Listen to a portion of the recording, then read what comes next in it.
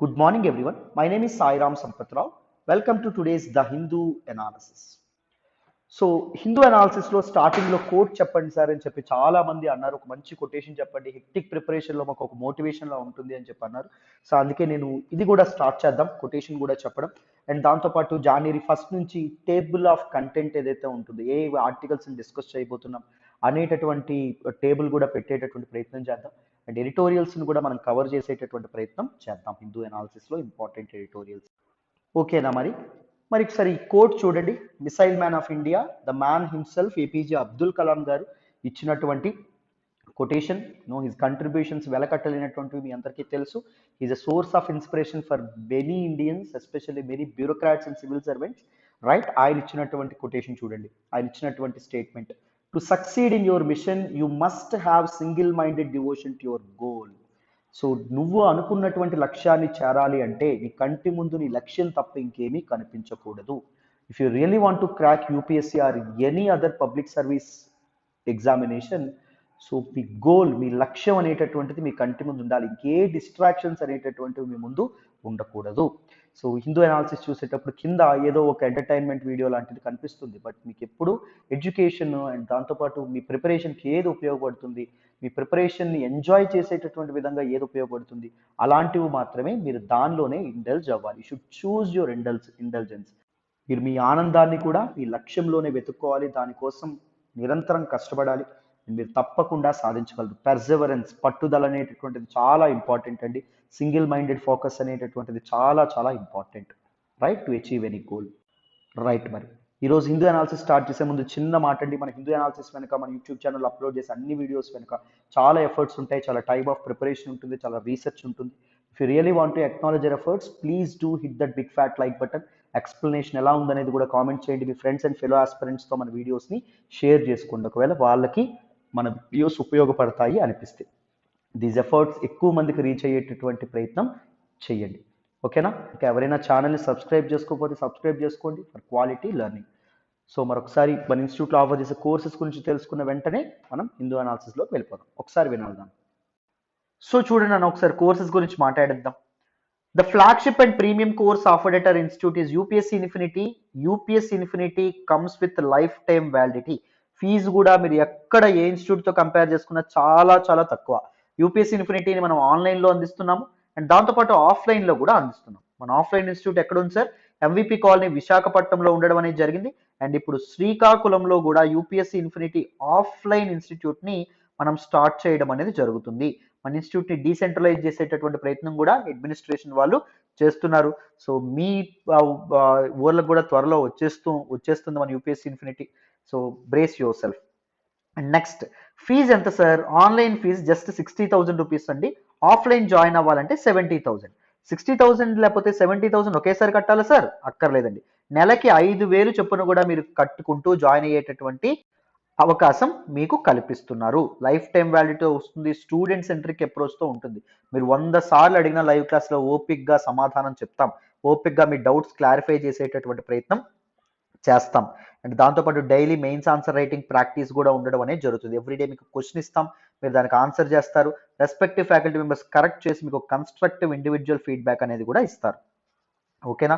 So better care ఉంటుంది, support ఉంటుంది. ఇవన్నీ కాదు, ఒక్క విషయం చెప్పనా, ఈ తెలుగు రాష్ట్రాల్లో ఏదో ఒక ఇన్స్టిట్యూట్ మీకు ద బెస్ట్ ఇన్స్టిట్యూట్ అనిపించవచ్చు. ఆ ఇన్స్టిట్యూట్తోనే మన ఇన్స్టిట్యూట్ని కంపేర్ చేయండి.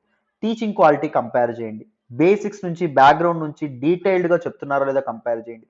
ఓపిక్గా చెప్తున్నారో లేదో కంపేర్ చేయండి. అండ్ దాంతోపాటు బెటర్ గైడెన్స్ అండ్ సపోర్ట్ ఉందో లేదో కంపేర్ చేయండి. 100 సార్లు అడిగినా విసుక్కోకుండా చెప్తున్నారో లేదో కంపేర్ చేయండి. బెటర్ నోట్స్ ప్రొవైడ్ చేస్తున్నారో లేదో కంపేర్ చేయండి. ఫీజ్ కంపేర్ చేయండి, వ్యాలిడిటీ కంపేర్ చేయండి, ఈఎంఐ ఆప్షన్ కంపేర్ చేయండి. ప్రతిదీ కంపేర్ చేయండి. కంపేర్ చేసి వైజ్ డెసిషన్తో ముందుకు రండి. జాయిన్ అవ్వాలనుకుంటే ఇది number 7893899553 Pratyusha madam number. Madam నెంబర్కి ఫోన్ చేసి చక్కగా జాయిన్ అవ్వండి. ltxclasses.com వెబ్సైట్ని విజిట్ చేసి కూడా మీరు చక్కగా మన ఇన్స్టిట్యూట్లో ఆఫర్ చేసే కోర్సెస్ అన్నింటిలో జాయిన్ అవ్వచ్చు. అండ్ ఆప్షనల్స్ కూడా మన ఇన్స్టిట్యూట్లో 5 ఆప్షనల్స్ అనేవి ఇవ్వడం అనేది జరుగుతుంది. The first optional is anthropology, second optional is sociology. ఈ 2 ఆప్షనల్స్ నేను చెప్తాను. మన అమ్మ భాషలో, తెలుగు భాషలో బెటర్ కాన్సెప్చువల్ క్లారిటీతో డీటెయిల్డ్గా మనం మాట్లాడుకుంటాం. మళ్ళీ నేను చెప్తున్నానండి, as for as conceptual clarity is concerned, you will compromise wherever you go. ఎక్కడైనా మీరు కాంప్రమైజ్ అవ్వాల్సి రావడం అనేది జరుగుతుంది. మనది అందుకే నేను 100 సార్లు స్టూడెంట్ సెంటర్‌కి అప్రోచ్ అంటాను. మీకు చెప్పమన్నంత వరకు చెప్తూనే ఉంటాం. మీరు ఎన్ని సార్లు అడిగితే అన్ని సార్లు చెప్తా ఉంటాం. అండ్ మన తెలుగు భాషలో, మన అమ్మ భాషలో డీటెయిల్డ్‌గా పూసగొచ్చినట్టు ఎక్స్‌ప్లెయిన్ చేసే ప్రయత్నం చేస్తాం. సో, మీరు కాన్సెప్చువల్ క్లారిటీ మీకు డీటెయిల్డ్‌గా వస్తుంది. మీకు చక్కగా ప్రతి కాన్సెప్ట్ అర్థమవుతుంది. ఓకేనా? And third public administration. ఇది సురేష్ సార్ చెప్తారు. Fourth political science and international relations. ఇది కూడా సురేష్ సార్ చెప్తారు. సో ఈ ఆప్షనల్స్ అయినా మీరు జాయిన్ అవ్వచ్చు. Fifth Telugu literature. Telugu literature Seethapath sir చెప్తారు. తెలుగు లిటరేచర్ ఎవరైనా ఆప్షనల్ తీసుకోవాలనుకుంటే చక్కగా మన ఇన్స్టిట్యూట్లో జాయిన్ అవ్వచ్చు.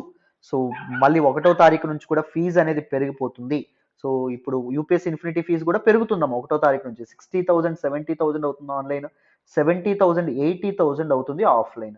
సో అలాగే ఆప్షనల్స్ ఫీజు కూడా పెరుగుతున్నాయి. సో ఈ లోపే 1వ తారీఖు లోపు 31st వరకు జాయిన్ అయ్యేటటువంటి ప్రయత్నం చేయండి. And UPSC subject wise courses కూడా మీరు తీసుకోవచ్చు. సో పాలిటీ తీసుకోవాలంటే తీసుకోవచ్చు, history, economy, geography, ethics, environment, current affairs, prelims 2022 test series, mains answer writing practice, ఏదైనా మీరు తీసుకోవచ్చు. మస్ట్గా చెప్పేటటువంటిది హిస్టరీ అండి. హిస్టరీ నేనే టీచ్ చేస్తాను. హిస్టరీ మీరు తీసుకుంటే మీకు డీటెయిల్డ్గా కాంప్రహెన్సివ్గా హిస్టరీ కవర్ చేస్తాం. ఏన్షియంట్ హిస్టరీ కవర్ చేస్తాం, మిడివల్ హిస్టరీ కవర్ అవుతుంది, మోడర్న్ హిస్టరీ కవర్ అవుతుంది, పోస్ట్ ఇండిపెండెన్స్ హిస్టరీ కవర్ అవుతుంది, వరల్డ్ హిస్టరీ కవర్ అవుతుంది, దాంతో కలిపి ఆర్ట్ అండ్ కల్చర్ కూడా కవర్ అవుతుంది. ఇవన్నీ రికార్డెడ్ క్లాసెస్ తీసుకుంటే జస్ట్ 5,000 రూపాయలు మాత్రమే. వీటికి కావాల్సినటువంటి నోట్స్ కూడా మీకు చక్కగా ప్రొవైడ్ చేయడం అనేది జరుగుతుంది. మంచి నోట్స్ ఇస్తానండి. అన్ని రిసోర్సెస్ నుంచి కంపైల్ చేసి డీటెయిల్డ్ నోట్స్ ఒకటి ప్రొవైడ్ చేయడం కూడా జరుగుతుంది. ఏ కోర్స్ తీసుకున్నా లైఫ్ టైం వ్యాలిడిటీతో రావడం అనేది జరుగుతుంది. చక్కగా జాయిన్ అయ్యేటటువంటి ప్రయత్నం చేయండి. మీకు చాలా వ్యాలిడేషన్ ఉంటుంది. ఎకానమీ సురేష్ సార్ చెప్తారు. సో ఎకానమీ కూడా మీరు జాయిన్ అవ్వచ్చు. మీ క్లాసెస్ డెమో వీడియోస్ చూడండి. మీరు చూసిన తర్వాతే మీ డెసిషన్ అనేది మీరు తీసుకోండి. అండ్ ఫీజు అనేది 1వ తారీఖు నుంచి 8,000 అవ్వబోతుంది. సో ఈ లోపే జాయిన్ అయ్యేటటువంటి ప్రయత్నం చేయండి. మళ్ళీ చెప్తున్నాను, నన్ను నమ్మి జాయిన్ అవ్వండి. మీరు అస్సలు రిగ్రెట్ అవ్వరు. This is the right decision that will make for this year and అమ్మ. మళ్ళీ చెప్తున్నాను, joining UPSC infinity, right? So అసలు లేట్ చేయమాకండి, జాయిన్ అయ్యే ప్రయత్నం చేయండి. ఇన్స్టాల్మెంట్స్ ఆప్షన్ కూడా ఉంది కాబట్టి.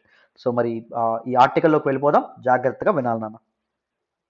ఈ రోజు హిందూ అనాలిసిస్లో మనం మాట్లాడుకునే మొదటి ఆర్టికల్ చూడండి నాన్న.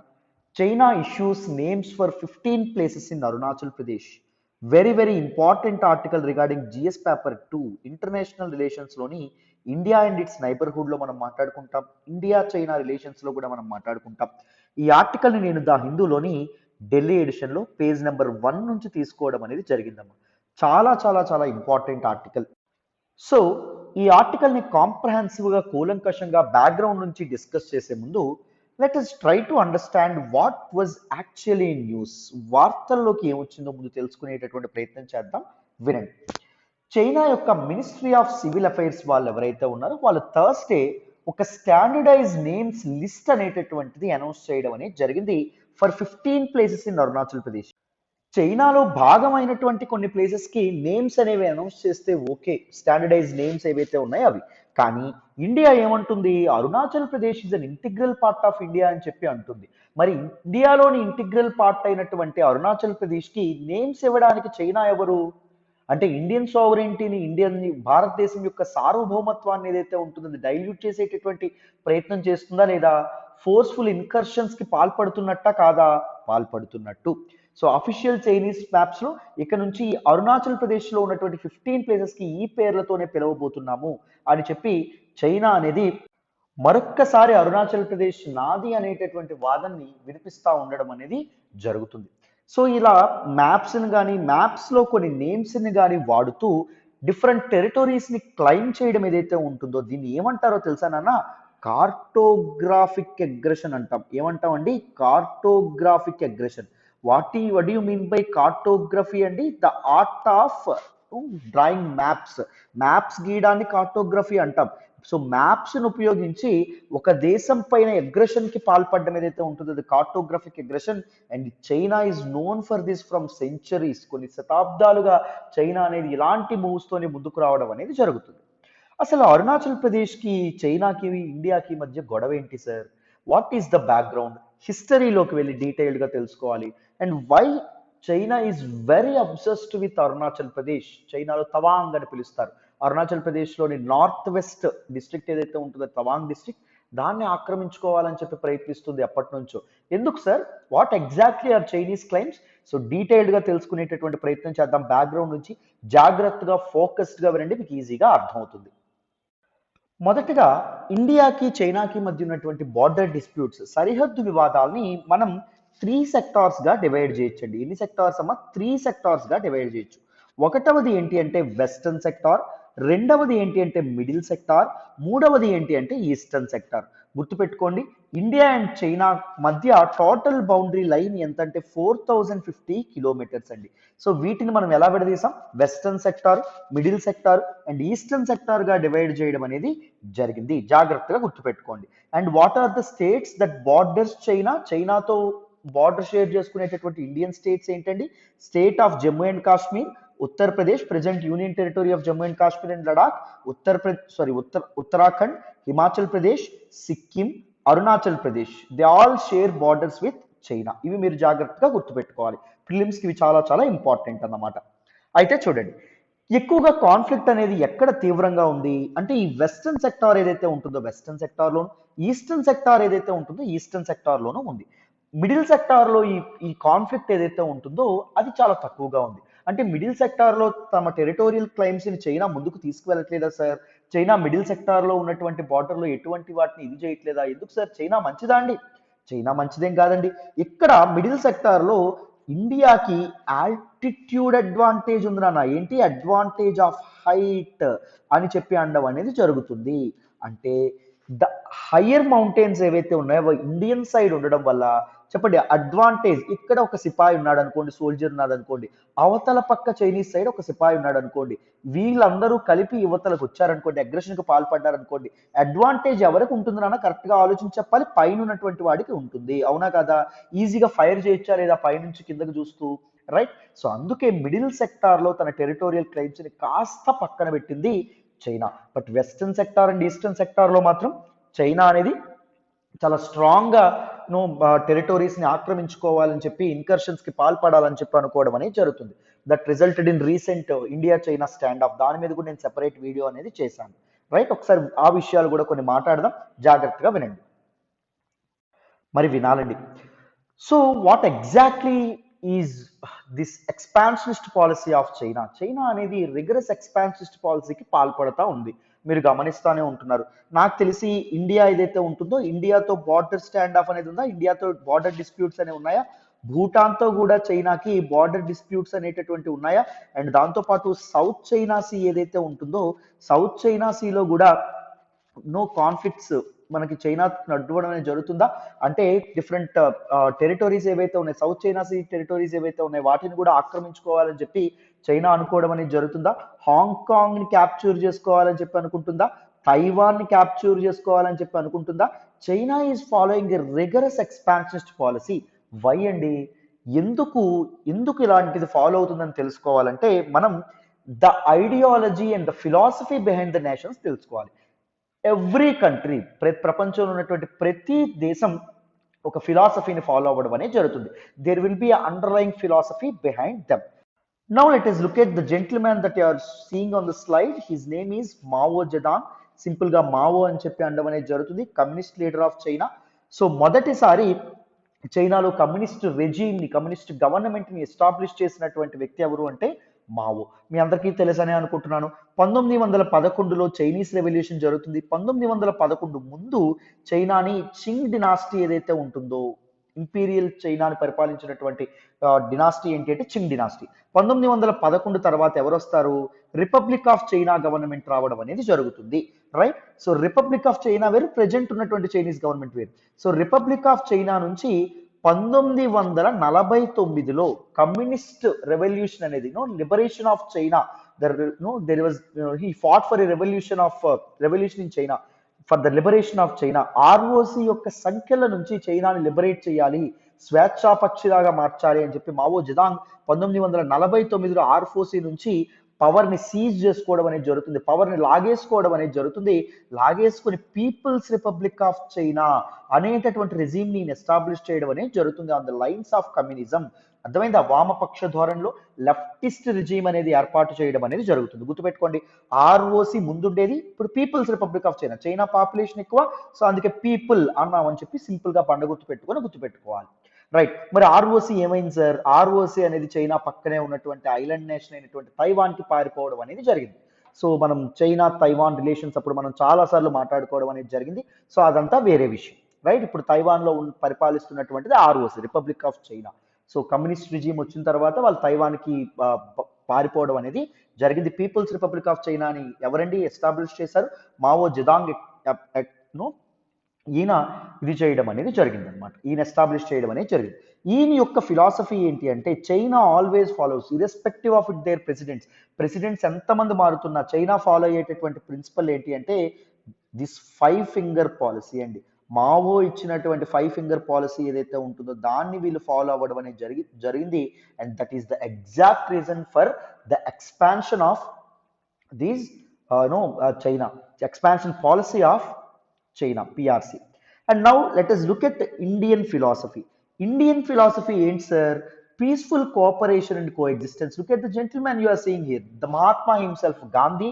He advocated for peace, right, శాంతియుతంగా పోరాటం చేయాలి అని చెప్పడం అనేది జరిగింది. అండ్ గాంధీ యొక్క ఆశయాలు ఏవైతే ఉన్న ఐడియాలజీస్ని ముందుకు తీసుకెళ్ళినటువంటి వ్యక్తి the first prime minister of India himself, Jawaharlal Nehru. వీళ్ళ యొక్క ఐడియాలజీ అంటే పీస్ఫుల్ కోఆపరేషన్ అండ్ కోఎగ్జిస్టెన్స్. ఎంత పెద్ద కాన్ఫ్లిక్ట్ అయినా, ఎంత పెద్ద తలనొప్పి అయినా ఏ విధంగా ఇది ఇవ్వాలి? త్రూ డైలాగ్, చర్చల ద్వారా పీస్ఫుల్గా, శాంతియుతంగా, సామరస్యంగా వాటిని సాల్వ్ చేసుకునేటటువంటి ప్రయత్నం చేయాలి అని నమ్మినటువంటి వాళ్ళు మనం నమ్మినటువంటిది మన ఇండియన్ ఫిలాసఫీ అనమాట. గాంధీస్ ఫిలాసఫీ, గాంధీయన్ పాలసీ అని చెప్పి అంటారు. ఎంత కాన్ఫ్లిక్ట్ ఆఫ్ ఫిలాసఫీ ఉందో చూసారు. ఒకరు ఎక్స్పాండ్ చేద్దాం అంటున్నారు, అగ్రెసివ్గా ముందుకెళ్దామని చెప్పి అంటున్నారు. ఇంకొకరు ఏమంటున్నారు? 5 ఫింగర్ పాలసీ చెప్తే మీకు అర్థమవుతుంది ఏంటి ఎక్స్పాన్షనిస్ట్ అని. అండ్ ఒకరు ఏమంటున్నారు? ఒక చెంప మీద కొడితే రెండో చెంప చూపిస్తామని చెప్పి అంటున్నారు. అర్థమైందా? So this was the main reason. Even India, మీకు ఎన్డీఏ గవర్నమెంట్ వచ్చినా, కాంగ్రెస్ గవర్నమెంట్ వచ్చినా, లేకపోతే ఏ గవర్నమెంట్ వచ్చినా, the follow this particular philosophy, that is peaceful cooperation and coexistence. Right నాన్న. మరి ఇప్పుడు what exactly is Mao's 5 finger policy చూడాలి. Look at this picture on this screen. Mao ఏమంటాడంటే దిస్ హ్యాండ్ ఏదైతే ఉంటుందో ఇది చైనా అని చెప్పి అంటారు. అర్థమైందా? ఏమంటారు? ఇది చైనా అంటారు. ఈ పామ్ ఏదైతే ఉంటుందో, ఈ అరచెయ్యి ఏదైతే ఉంటుందో ఇది టిబెట్ అని ఆయన చెప్పడం అనేది జరుగుతుంది. అర్థమైందా? సో దిస్ పర్టిక్యులర్ థంబ్ ఏదైతే ఉంటుందో ఇది Arunachal Pradesh. These 5 fingers are 5 Himalayan states అని చెప్పి అండం అనేది జరుగుతుంది. అరుణాచల్ ప్రదేశ్ని తవాంగ్ అని చెప్పి మనకి, లేకపోతే సదరన్ టిబెట్ అని చెప్పి చైనా ఎప్పుడు మాట్లాడుతూ ఉండడం అనేది జరుగుతుంది. అండ్ దిస్ పర్టిక్యులర్ చూపుడు వేన్ ఏదైతే ఉంటుందో ఇదేంటంటే భూటాన్. మిడిల్ ఫింగర్ ఏదైతే ఉంటుందో, మధ్యవేన్ ఏదైతే ఉంటుందో this is Sikkim. And this finger ఏదైతే ఉంటుందో, ఉంగరం వేన్ ఏదైతే ఉంటుందో this is Nepal. And the చిటికల వేన్ ఏదైతే ఉంటుందో Himalayan state called Ladakh. Right? So ఈ 5 ఫింగర్ పాలసీని ఆయన ఫాలో అవ్వడం అనేది జరుగుతుంది. సో ఏం చెప్పబోతున్నాడు, ఏం చెప్పాలనుకుంటున్నాడు ఈ 5 ఫింగర్ పాలసీలో భాగంగా మావో అంటే దిస్. ఇప్పుడు ఎప్పుడైనా మీరు చూడండి, ఈ పామ్ కానీ, లేకపోతే ఈ ఫింగర్స్ కానీ, లేకపోతే చెయ్యికి ఏమైనా ఉపయోగం ఉంటుందా? చెయ్యి ఏమైనా పని చేయగలదా? పని చేయలేదు. సో చైనా అనేది ఒక ఫుల్ ప్లెడ్జ్డ్ కంట్రీగా ఎదగాలి అంటే, తన ఫుల్ ప్లెడ్జ్డ్ రిసోర్సెస్ని యూటిలైజ్ చేసుకోవాలంటే it should have it's palm, it should have it's fingers. For the completeness of China అనేది సంపూర్ణంగా ఉండాలి అంటే, పరిపూర్ణత సాధించాలి అంటే టిబెట్ అనేది చైనా కంట్రోల్లో ఉండాలి. అరుణాచల్ ప్రదేశ్, భూటాన్, సిక్కిం, నేపాల్, లడాక్ ఇవన్నీ చైనా కంట్రోల్లో ఉండాలి అని చెప్పి మావో బయటికి బయటకే గానే ఎక్స్ప్లిసిట్ గానే ఈ విషయం చెప్పడం అనేది జరుగుతుంది. వీటిని ఎంకరేజ్ చేసుకునేటటువంటి బాధ్యత దీస్ పీపుల్ చైనీస్ గవర్నమెంట్స్ మీద ఉంది, సక్సెసివ్ గవర్నమెంట్స్ మీద ఉంది అని చెప్పి మావో చెప్పడం అనేది జరిగిందమ్మ. Right? So the point of our discussion now is Arunachal Pradesh. So Arunachal ప్రదేశ్ని ఎందుకు ఆక్రమించుకోవాలనుకుంటుంది అని చెప్పి మీకు అర్థమైందనే అనుకుంటున్నాను. Now let us look at different conflicts. What are the conflicts in western sector and what are the conflicts in eastern sector. జాగ్రత్తగా వినాలి. ఇదిగోండి ఇక్కడ మ్యాప్లో చూపిస్తూ చెప్తున్నాను చూడండి. హ్యాండ్ ఏంటండి? చైనా. టిబెట్ ఏంటండి? పామ్ అవ్వడం అనేది జరుగుతుంది. And these Himalayan states, Arunachal Pradesh ఒక ఫింగర్, భూటాన్ రెండో ఫింగర్, సిక్కిం మూడో ఫింగర్, నేపాల్ నాలుగో ఫింగర్, ఐదో ఫింగర్ ఏంటండి? లడాక్ ఏదైతే ఉంటుందో లడాక్. వీటిని మీరు జాగ్రత్తగా గుర్తుపెట్టుకోవాలి. నెక్స్ట్ చూడండి. Now let us try to look at the conflicts in western sector. Western సెక్టార్లో అసలు ప్రాబ్లం ఏంటి అని మనం తెలుసుకునేటటువంటి ప్రయత్నం చేయాలి. చూడండి, అది మనం తెలుసుకోవాలంటే గ్రేట్ గేమ్ అనేటటువంటి ఒక కాన్సెప్ట్ గురించి మీరు తెలుసుకోవాలి. The great game is a competition. It is a game between two superpowers in 18th and 19th century. That is, one is Imperial Russia and second one is the British Raj. So British గవర్నమెంట్కి imperial రష్యాకి జరిగినటువంటి ఒక point of conflict ఏదైతే ఉందో దాన్ని great game అని చెప్పి అనడం అనేది జరుగుతుంది. సో రెండింటి మధ్య విపరీతమైనటువంటి పోటీతత్వం ఉండేది. దిస్ ఇంపీరియల్ రష్యా ఏదైతే ఉంటుందో అది చాలా టెరిటరీస్ని ఆక్రమించుకునేటటువంటి ప్రయత్నంలో భాగంగా ఎక్స్పాన్షనిజం అనేది ఫాలో అవుతుంది. అండ్ బ్రిటిష్ వాళ్ళు ఎవరైతే ఉన్నారో వాళ్ళు కూడా చాలా టెరిటరీస్ని తమ కాలనీస్గా మార్చుకోవడం అనేది జరుగుతుంది. తమ కంట్రీస్ని చాలా అండర్లోకి తెచ్చుకోవడం అనేది జరుగుతుందమ్మ. అర్థమైందా? సో బ్రిటిష్ వాళ్ళకి ఉన్నటువంటి ఇంపార్టెంట్ రిసోర్స్ ఏంటి అంటే, ఇంపార్టెంట్ అసెట్ ఏంటి అంటే ఇండియన్ సబ్ కాంటినెంట్, భారత ఉపఖండం. నేను ఇండియా అనట్లేదు, ఇండియన్ సబ్ కాంటినెంట్ అంటున్నాను. ఎందుకంటే ప్రెజెంట్ డే పాకిస్తాన్ అండ్ దాంతోపాటు Bangladesh, they are all part of this particular British India, right? ఒకప్పుడు అన్ని బ్రిటిష్ ఇండియాలోనే భాగంగా ఉండడం అనేది జరిగింది before partition, right? So British ఇండియాని రష్యా నుంచి కాపాడుకోవడానికి ఎప్పుడు బ్రిటిష్ వాళ్ళు ఎప్పుడు ప్రయత్నిస్తూ ఉండడం అనేది జరిగింది. దానిలో భాగంగా they wanted to employee two buffer states between imperial Russian territories and British India. ఒక బఫర్ స్టేట్ ఏంటి అంటే ఆఫ్ఘనిస్తాన్, రెండవ బఫర్ స్టేట్ ఏంటి అంటే టిబెట్ ఏదైతే ఉంటుందో టిబెట్ అండి. సో ఈ ఫస్ట్ ఆఫ్ఘనిస్తాన్ అనేది తమ కంట్రోల్లో ఉంటే రష్యా యొక్క ఎక్స్పాన్షన్ ఏదైతే ఉంటుందో దాన్ని నేను అడ్డుకోవచ్చు. Afghanistan will act as a buffer state, whereas this particular Tibet will also act as a buffer state అని చెప్పి అనుకోవడం అనేది జరుగుతుంది. అందువల్ల ఆంగ్లో ఆఫ్ఘాన్ వార్స్ ఏవైతే ఉన్నాయో అవన్నీ అవుతాయి ఆ టైంలో. So that is some other concept. So and Tibet ఏదైతే ఉంటుందో టిబెట్ని కూడా తమ అండర్లోకి తెచ్చుకోవాలని చెప్పి బ్రిటిష్ వాళ్ళు ఎవరైతే ఉన్నారో వాళ్ళు ప్రయత్నించడం అనేది జరుగుతుందమ్మ. Before getting Tibet under their control, the first wanted to demarcate borders. టిబెట్కి ఇండియాకి బార్డర్స్ అనేవి డిమార్కేట్ చేస్తే బెస్ట్ కదా అని చెప్పి బార్డర్ డిమార్కేషన్ ఏదైతే ఉంటుందో అది స్టార్ట్ చేస్తారు. బార్డర్ డిమార్కేట్ చేయడంలో బ్రిటిష్ వాళ్ళు చూపించినటువంటి బ్రిటిష్ వాళ్ళు తీసుకొచ్చినటువంటి ఆ కన్ఫ్యూజన్ ఏదైతే ఉంటుందో, ఆ కేయోస్ ఏదైతే ఉంటుందో, ఆ కేయోస్ కారణంగా, ఆ గందరగోళం కారణంగా మనం ఇప్పుడు ఈ కాన్ఫ్లిక్ట్స్ అనేవి, ఇండియా చైనా కాన్ఫ్లిక్ట్స్ అనేవి మనం ఫేస్ చేయడం అనేది జరుగుతుందమ్మా. అర్థమైందా? సో మరి బ్రిటిష్ వాళ్ళు తీసుకొచ్చినటువంటి కన్ఫ్యూజన్ని మనం ఎందుకు సార్ భరించాలి అని చెప్పి అంటే, బ్రిటిష్ వాళ్ళు ఇచ్చినటువంటి కల్చర్ని మన కల్చర్లో భాగం చేసుకున్నాం. బ్రిటిష్ వాళ్ళు ఇచ్చినటువంటి లాంగ్వేజ్ని మనలో మనం భాగంగా చేసుకున్నాం. నేను ఇక్కడ రాస్తుంది ఇంగ్లీష్లోనే రాస్తున్నాను కదా, మీరు స్లైడ్ కూడా చూస్తుంది ఇంగ్లీష్లోనే చూస్తున్నారు, రైట్? బ్రిటిష్ వాళ్ళు కట్టించినటువంటి రోడ్లని మనం తీసుకున్నాం, బ్రిటిష్ వారు కట్టించినటువంటి దీస్ రైల్వే లైన్స్ని మనం పునికి పుచ్చుకున్నాం, బ్రిటిష్ వాళ్ళు నిర్మించినటువంటి ఈ డ్యామ్స్ ఏవైతే ఉంటాయో వాటన్నిటిని మనం ఇది చేసుకున్నాం. సో అలాగే బ్రిటిష్ వాళ్ళు మన నెత్తి మీద రుద్దినటువంటి కన్ఫ్యూజన్ని కూడా మనం భరించాల్సినటువంటి బాధ్యత మన మీద ఉంటుంది. బ్రిటిష్ వాళ్ళు ఇచ్చినటువంటి పార్టిషన్ని కూడా మనలో భాగం చేసుకున్నాం. సో బ్రిటిష్ వాళ్ళు మనకి ఇచ్చినటువంటి కన్ఫ్యూజన్ కేయోస్ని కూడా మనం భరించాల్సినటువంటి బాధ్యత అయితే మన మీద ఉంటుంది. అంతేనా? రైట్. మరి ఏం కన్ఫ్యూజన్ క్రియేట్ చేశారో చూడండి in the western sector first, తర్వాత మనం ఈస్టర్న్ సెక్టార్కి వెళ్దాం. రైట్ నాన్న, let us look at the map of Ladakh. Ladakh map ఏదైతే ఉంటుందో దాన్ని మీరు క్లియర్గా చూస్తే మీకు అర్థమవుతుంది. సో మనం ఇండియన్ మ్యాప్ గీసేటప్పుడు మనం ఏం చూపిస్తాం? This particular line is the demarcation line between Tibet and India and to be precise China and India అని చెప్పడం అనేది జరుగుతుంది. ఈ లైన్ ఏమంటారో తెలుసా? గుర్తుపెట్టుకోండి, జాన్సన్ లైన్ అని చెప్పి అనడం అనేది జరుగుతుంది. సో బ్రిటిష్ వాళ్ళు టిబెట్తో మ్యాప్స్ డిమార్కేట్ చేయాలని చెప్పి అనుకున్నారా? అనుకునేటటువంటి ప్రయత్నంలో ఒక కార్టోగ్రాఫర్, మ్యాప్స్ గీసేటటువంటి ఒక బ్యూరోక్రాట్, సివిల్ సర్వెంట్ జాన్సన్ అనేటటువంటి వ్యక్తిని పిలిపించి అర్జెంటుగా లైన్స్ గీయాలి టిబెట్కి అండ్ ఇండియాకి, బ్రిటిష్ ఇండియాకి మధ్య అని చెప్పి బాధ్యత అప్పగిస్తారు. ఈ జాన్సన్ ఏం చేస్తారు, చక్కగా డిమార్కేట్ చేస్తారు. డిమార్కేట్ చేసి దోస్ మ్యాప్స్ ఏవైతే ఉన్నాయో, ఆయన గీసినటువంటి మ్యాప్స్ ఏవైతే ఉన్నాయో అవి బ్రిటిష్ గవర్నమెంట్, ఇండియాలో పరిపాలిస్తున్నటువంటి బ్రిటిష్ గవర్నమెంట్కి పంపిస్తారు. అండ్ దాంతోపాటు బ్రిటిష్ పార్లమెంట్ ఏదైతే ఉంటుందో దానికి పంపించడం అనేది జరుగుతుంది. But he forgot to send it to China. Chinese government ఏదైతే ఉంటుందో చింగ్ డినాస్టీ యొక్క రిప్రజెంటేటివ్స్ ఎవరైతే ఉన్నారో వాళ్ళకి పంపించడం మర్చిపోతాడు అన్నమాట. సో దీనికి చైనా అనేది అబ్జెక్ట్ చేస్తుంది. అందుకే జాన్సన్ లైన్ మేము యాక్సెప్ట్ చేయము. జాన్సన్ లైన్ ఎవరు యాక్సెప్ట్ చేస్తారు అంటే ఇండియా యాక్సెప్ట్ చేస్తుంది. India recognises Johnson line as the line that demarcates the line that delineates Tibet and India అని చెప్పి ఇండియా గుర్తించడం అనేది జరుగుతుంది. బట్ చైనా ఎందుకు గుర్తించలేదు? ఈ జాన్సన్ మ్యాప్స్ పంపించాడా? చైనాకి పంపించలేదు. మరి బ్రిటిష్ వాళ్ళ తర్వాత అడిగారు ఎందుకు జాన్సన్ పంపించలేదు అని చెప్పి. అప్పుడు ఏం చెప్పారు అంటే దిస్ జాన్సన్, సో చైనా ఏదైతే ఉంటుందో, దిస్ పర్టికులర్ ఏరియా ఏదైతే ఉంటుందో, జింజియాంగ్ ఏరియా ఏదైతే ఉంటుందో, దిస్ ఈజ్ ఇన్హాబిటెడ్ ఏరియా. అర్థమైందా? Sorry, this is largely excluded from inhabitation. అంటే ఎవరు అక్కడ ఉండట్లేదు, అక్కడ ఎవరు నివసించేటటువంటి మౌంటేనియస్ ఏరియా, చాలా హార్ష్ టెంపరేచర్స్ అనేవి ఉండడం అనేది జరుగుతుంది. అక్కడ ఎవరు నివాసాలను ఏర్పరచుకోవట్లేదు. అందుకే అంత సిగ్నిఫికెంట్ ఏరియా అనుకోలేదు.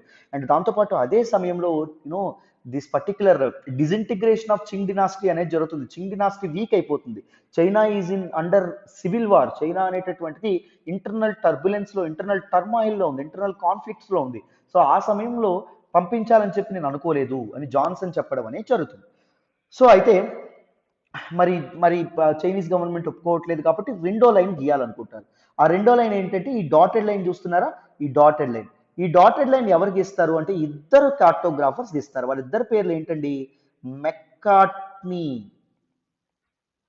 And McDonald. సో అందుకే ఈ లైన్ ని మెక్కార్ట్నీ మెక్డొనాల్డ్ లైన్ అంటాం, లేదా సింపుల్ గా మెక్డొనాల్డ్ లైన్ అని కూడా అనడం అనేది జరుగుతుంది. సో మెక్కార్ట్నీ మెక్డొనాల్డ్ లైన్ ని ఎవరండి యాక్సెప్ట్ చేస్తారు? చైనా అనేది యాక్సెప్ట్ చేయడం అనేది జరుగుతుంది.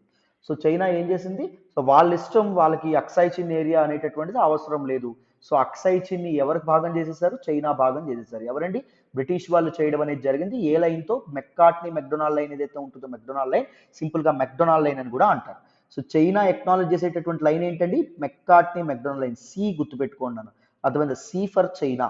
సో జే అంటే J for Jammu and Kashmir అని చెప్పి గుర్తుపెట్టుకోండి. అర్థమైందా? ప్రిలిమ్స్ లో మీకు క్వశ్చన్స్ వచ్చేటటువంటి అవకాశం అయితే ఉంటుంది. అర్థమైందా? సో ఈ కన్ఫ్యూజన్ కారణంగా వెస్టర్న్ సెక్టార్ లో కాన్ఫ్లిక్ట్ అనేది నడుస్తూ ఉందన్నమాట. So China is claiming Aksai Chin because of this particular confusion of maps. Right, next చూడండి. సో మరి వెస్టర్న్ సెక్టార్లో కాన్ఫ్లిక్ట్ నేను ఇప్పుడు ఎక్స్ప్లెయిన్ చేసింది ఇక్కడ లైన్స్ లో చెప్తున్నాను చూడండి. వెస్టర్న్ సెక్టార్లో India shares border about 2152 kilometres, మొత్తం 2152 కిలోమీటర్స్ బార్డర్ ఏదైతే ఉంటుందో అది షేర్ చేసుకుంటుంది. ఆ బార్డర్ లైన్ ఏదైతే ఉంటుందో between the union territory of Ladakh, ముందు జమ్మూ అండ్ కాశ్మీర్ స్టేట్ గా ఉండేది, and Xinjiang province of China, చైనాలో ఉన్నటువంటి జింజియాంగ్ ప్రావిన్స్ కి ఇండియాలో ఉన్నటువంటి లడాక్ యూనియన్ టెరిటరీకి మధ్యలో ఆ లైన్ అనేది ఉండడం అనేది జరిగింది. And in this sector there is a territorial dispute over Aksai Chin. దేనికోసం గొడవ? అక్సాయ్ చిన్ కోసం గొడవ. ఇండియా ఏమంటుంది? ఈ Aksai Chin is a part of erstwhile Kashmir, ఒకప్పుడు ఉన్నటువంటి కాశ్మీర్ కింగ్డమ్ లో భాగం కాబట్టి అక్సాయ్ చిన్ మాది అంటుంది. చైనా ఏమంటుంది? It is a part of Xinjiang province అని చెప్పి చైనా అనడం అనేది జరుగుతుంది. సో ఈ అన్నింటికి కన్ఫ్యూజన్ కారణం ఏంటి? Failure of the British empire. British వాళ్ళు సరిగ్గా డిమార్కేట్, లీగల్ బార్డర్ లైన్ ఏదైతే ఉంటుందో between China and Indian colony మధ్య డిమార్కేట్ చేయలేకపోవడం మెయిన్ కారణం, సరిగ్గా బార్డర్స్ గీయలేకపోవడం మెయిన్ కారణం. And during the time of British rule టైంలో 2 బార్డర్స్ అనేవి గీయడం అనేది జరిగింది, ప్రపోజ్ చేయడం అనేది జరిగింది. ఒకటి జాన్సన్ లైన్. ఈ జాన్సన్ లైన్ అండి ఎవరండి ఎక్నాలెడ్జ్ చేస్తారు? జే for Jammu and Kashmir, so India అని చెప్పి మనం చెప్పుకున్నాం. సెకండ్ది ఏంటంటే మెక్కార్ట్నీ మెక్డొనాల్డ్ లైన్. ఇక్కడ ఇక్కడ సి ఉంది చూసారా? సో ఈ మెక్కార్ట్నీ మెక్డొనాల్డ్ లైన్ ఎవరండి యాక్సెప్ట్ చేస్తారు? చైనా యాక్సెప్ట్ చేయడం అనేది జరుగుతుంది. సో జాన్సన్ లైన్ 1865 లో ప్రపోజ్ చేశారు బై కార్టోగ్రాఫర్ నేమ్ జాన్సన్. ఈయన ఏం చెప్తాడు? Aksai Chin in erstwhile Jammu and Kashmir, present Ladakh region కి భాగం అక్సాయ్ చిన్ అని చెప్పి ఆయన గీసినటువంటి బార్డర్ లైన్ చెప్తే, వేరాజ్ మెక్డొనాల్డ్ లైన్ ఏం చెప్తుంది? అక్సాయ్ చిన్ అనేటటువంటి చైనీస్ కంట్రోల్లో పెట్టడం అనేది జరుగుతుంది. Aksai Chin is a part of China అని చెప్పి చెప్పడం అనేది జరుగుతుంది. రైట్, ఇండియా ఏమంటుంది? జాన్సన్ లైన్ కరెక్ట్ గా భావించడం అనేది జరుగుతుంది. ఇది the rightful national border with China. చైనాకి ఇండియాకి మధ్య rightful border this Johnson line భావిస్తే, వేరే చైనా ఏముంటుంది, మెక్కార్ట్నీ MacDonald line as the correct border with India, అది సరైన బార్డర్ అని చెప్పి అనుకోవడం అనేది జరుగుతుంది. అర్థమైందా? బట్ ఎట్ ప్రెజెంట్ ఏముంది, లైన్ ఆఫ్ యాక్చువల్ కంట్రోల్ ఏదైతే ఉంటుందో it is the line separating Indian areas of Ladakh from Aksai Chin. So line of actual control అనేటటువంటిది బార్డర్ గా ఉండడం అనేది జరిగింది. 1962 ఇండియా చైనా వార్ ఏదైతే ఉంటుందో దానిలో చైనా గెలిచిన తర్వాత వాళ్ళు యాక్చువల్లీ కొన్ని టెరిటోరీస్ ని క్యాప్చర్ చేసుకుంటారు. దిస్ పర్టిక్యులర్ అక్సై చిన్ తర్వాత ప్రాంతం ఏదైతే ఉంటుందో అక్సై చిన్ కి sorry line of actual control ఏదైతే ఉంటుందో line of actual control line ఏదో ఉంటే ఇక్కడ మనకి జాన్సన్ లైన్ ఏదైతే ఉంటుందో జాన్సన్ లైన్ ఉంటే మధ్యలో ఉన్నటువంటి ప్రాంతం ఏదైతే ఉంటుందో దాన్ని చైనా ఆక్యుపైడ్ కాశ్మీర్ అని కూడా అనడం అనేది జరుగుతుంది. అక్సై చిన్ ప్రాంతాన్ని చైనా ఆక్యుపైడ్ కాశ్మీర్ అనే విధంగా కూడా అంటారన్నమాట. అర్థమైందా? సో మొత్తానికి కారణం ఎవరండి, బ్రిటిషర్స్ ఎవరైతే ఉన్నారో Britishers, they are the main reason for all this confusion. So మళ్ళీ ఒకసారి గుర్తు చేస్తున్నాను, ఇంపీరియల్ రష్యాకి అండ్ బ్రిటిష్ ఇండియాకి మధ్య కాంపిటీషన్ కోసం బ్రిటిష్ ఇండియా వాళ్ళు ఏమనుకుంటారు, 2 బఫర్ స్టేట్స్, ఒకటి ఆఫ్ఘనిస్తాన్, ఒకటి ఇక్కడ ఉన్నటువంటి టిబెట్. టిబెట్ కి మధ్య ఒక టిబెట్ కి బార్డర్స్ అనేవి గీయాలని చెప్పి అనుకోవడం అనేది జరుగుతుంది. వీటిని మీరు జాగ్రత్తగా గుర్తుపెట్టుకోవాలి. నౌ వెస్టర్న్ సెక్టార్ లో కాన్ఫ్లిక్ట్ ఎలా వచ్చింది, because of the confusion between borders. Now eastern sector లో కన్ఫ్యూజన్ ఏంటి, ఈస్టర్న్ సెక్టార్ లో కాన్ఫ్లిక్ట్ ఏంటి, why China is claiming Arunachal Pradesh, అవి తెలుసుకునేటటువంటి ప్రయత్నం చేద్దాం, జాగ్రత్తగా వినండి. So the entire conflict of this eastern sector dates back to this Simla Accord. Simla Accord అనేటటువంటిది is a convention between 3 parties. That is ఒకటి గ్రేట్ బ్రిటన్, రెండవది చైనా, మూడవది టిబెట్. సో 1914లో ఈ సిమ్లా కన్వెన్షన్ అనేది సైన్ చేయడం అనేది జరిగింది. దిస్ కన్వెన్షన్ ఎవరు ప్రపోజ్ చేశారంటే బ్రిటిషర్స్ ప్రపోజ్ చేయడం అనేది జరిగింది. ఎందుకు బ్రిటిషర్స్ ప్రపోజ్ చేయడం అనేది జరిగింది, ఫస్ట్ రీజన్ ఏంటి అంటే newly established regime in China. 1911లో జరిగినటువంటి చైనీస్ రెవల్యూషన్ తర్వాత మొనార్కీ అనేటటువంటిది, చింగ్ డినాస్టీ అనేటటువంటిది అబాలిష్ అయ్యి ఏమొచ్చింది, రిపబ్లిక్ ఆఫ్ చైనా అనేటటువంటిది ఎస్టాబ్లిష్ అవ్వడం అనేది జరిగింది. సో కొత్తగా ఏర్పడినటువంటి గవర్నమెంట్ తో క్లియర్ డిమార్కేషన్ ఆఫ్ బార్డర్స్ అనేటటువంటిది తేల్చుకోవడం అనేది చాలా చాలా ఇంపార్టెంట్, అవునా కాదా? సెకండ్, రెండవది ఏంటి అంటే the conflict between internal conflict between China and Tibet. Tibet ఒకప్పుడు అటానమస్ రీజియన్, టిబెట్ ఒకప్పుడు ఇండిపెండెంట్ కింగ్డమ్ గా ఉండేది. చైనాకి టిబెట్ కి మధ్య అప్పుడే కాన్ఫ్లిక్ట్స్ అనేవి రైజ్ అవుతున్నాయి. సో మన మన నైబర్హుడ్ కంట్రీలో కాన్ఫ్లిక్ట్స్ ఉండడం మనకి మంచిది కాదు, ముఖ్యంగా బ్రిటిష్ వాళ్ళకి మంచిది కాదు కదా, ఇండియాని పరిపాలిస్తున్నటువంటి వాళ్ళకి. ఎందుకంటే ఆ కాన్ఫ్లిక్ట్స్ ఇండియా మీద కూడా ప్రభావం చూపించేటటువంటి అవకాశం ఉంటుంది. సో వీళ్ళ మధ్య ఉన్నటువంటి కాన్ఫ్లిక్ట్స్ ఏవైతే ఉన్నాయో వాటిని కూడా సార్ట్ అవుట్ చేయాలని చెప్పి అనుకున్నారన్నమాట ఎవరు, బ్రిటిషర్స్. సో అందుకే ఈ సిమ్లా అకార్డ్ ఏదైతే ఉంటుందో దాన్ని ప్రపోజ్ చేయడం అనేది జరిగింది. సో ఆల్ ద రిప్రజెంటేటివ్స్ అందరూ కూర్చున్నారు, గ్రేట్ బ్రిటన్ నుంచి, చైనా నుంచి, టిబెట్ నుంచి వీళ్ళు రావడం అనేది జరిగింది. రిప్రజెంటేటివ్స్ అందరూ కూర్చొని డిస్కషన్స్ మొదలు పెట్టారు. The first proposal is McMahon line. Tibet కి అండ్ దాంతో పాటు ఇండియాకి ఈస్టర్న్ సైడ్ ఏదైతే ఉంటుందో ఈస్టర్న్ సైడ్ డిమార్కేట్ చేసేటటువంటి లైన్ మెక్మోహన్ లైన్ ని బ్రిటిష్ వాళ్ళు ప్రపోజ్ చేయడం అనేది జరుగుతుంది. సో ఈ బ్రిటిష్ వాళ్ళు ప్రపోజ్ చేసినటువంటి మెక్మోహన్ లైన్ ఎవరికి నచ్చదు, చైనా ఏదైతే ఉంటుందో చైనాకి నచ్చదు. సో చైనా ఏం చేస్తుంది, ఆ అకార్డ్ నుంచి వైదొలగడం అనేది జరుగుతుంది, బయటికి వెళ్ళిపోవడం అనేది జరుగుతుంది. Republic of China refused Simla treaty and left the conference the very next day, వెంటనే వెళ్ళిపోవడం అనేది జరుగుతుంది. బట్ దీస్ బ్రిటిష్ వాళ్ళు అండ్ టిబెట్ రూలర్స్ ఎవరైతే ఉన్నారో వాళ్ళ మధ్య ఈ అకార్డ్ అనేది సైన్ అవ్వడం అనేది జరుగుతుంది. The Simla Treaty was brought up before 3 countries. The treaty would have allowed a change in the ways Tibet was governed. So Tibet యొక్క పరిపాలనా తీరు అండ్ టిబెట్ యొక్క బార్డర్స్ ని ఏదైతే ఉంటుందో దాన్ని డిమార్కేట్ చేసేటటువంటి ప్రయత్నంలో ఈ అకార్డ్ ఏదైతే ఉంటుందో అది సైన్ అవ్వడం అనేది జరుగుతుంది. అర్థమైందా? ఇది గుర్తుపెట్టుకోవాలి. నెక్స్ట్ చూడండి, what exactly is the Simla treaty? Simla treaty was sign between the representatives of India and Tibet for the clear demarcation in 1914. 1914లో బార్డర్స్ డిమార్కేట్ చేయడానికి ఈ ట్రీటీ అనేది జరగడం అనేది జరిగింది. అండ్ ఈ ట్రీటీ ప్రకారం ప్రపోజ్ చేసినటువంటి లైన్ ఏంటి, మెక్మోహన్ లైన్ ఏదైతే ఉంటుందో మెక్మోహన్ లైన్ ప్రపోజ్ చేశారు. సో ఇప్పుడు ఉన్నటువంటి మీ ఈస్టర్న్ సెక్టార్ లో ఇండియాకి చైనాకు ఉన్నటువంటి బార్డర్ అనమాట, మన మ్యాప్స్ లో చూసేటటువంటి border, which is the clear boundary line between India and China అని చెప్పి ప్రస్తావించడం అనేది జరిగింది.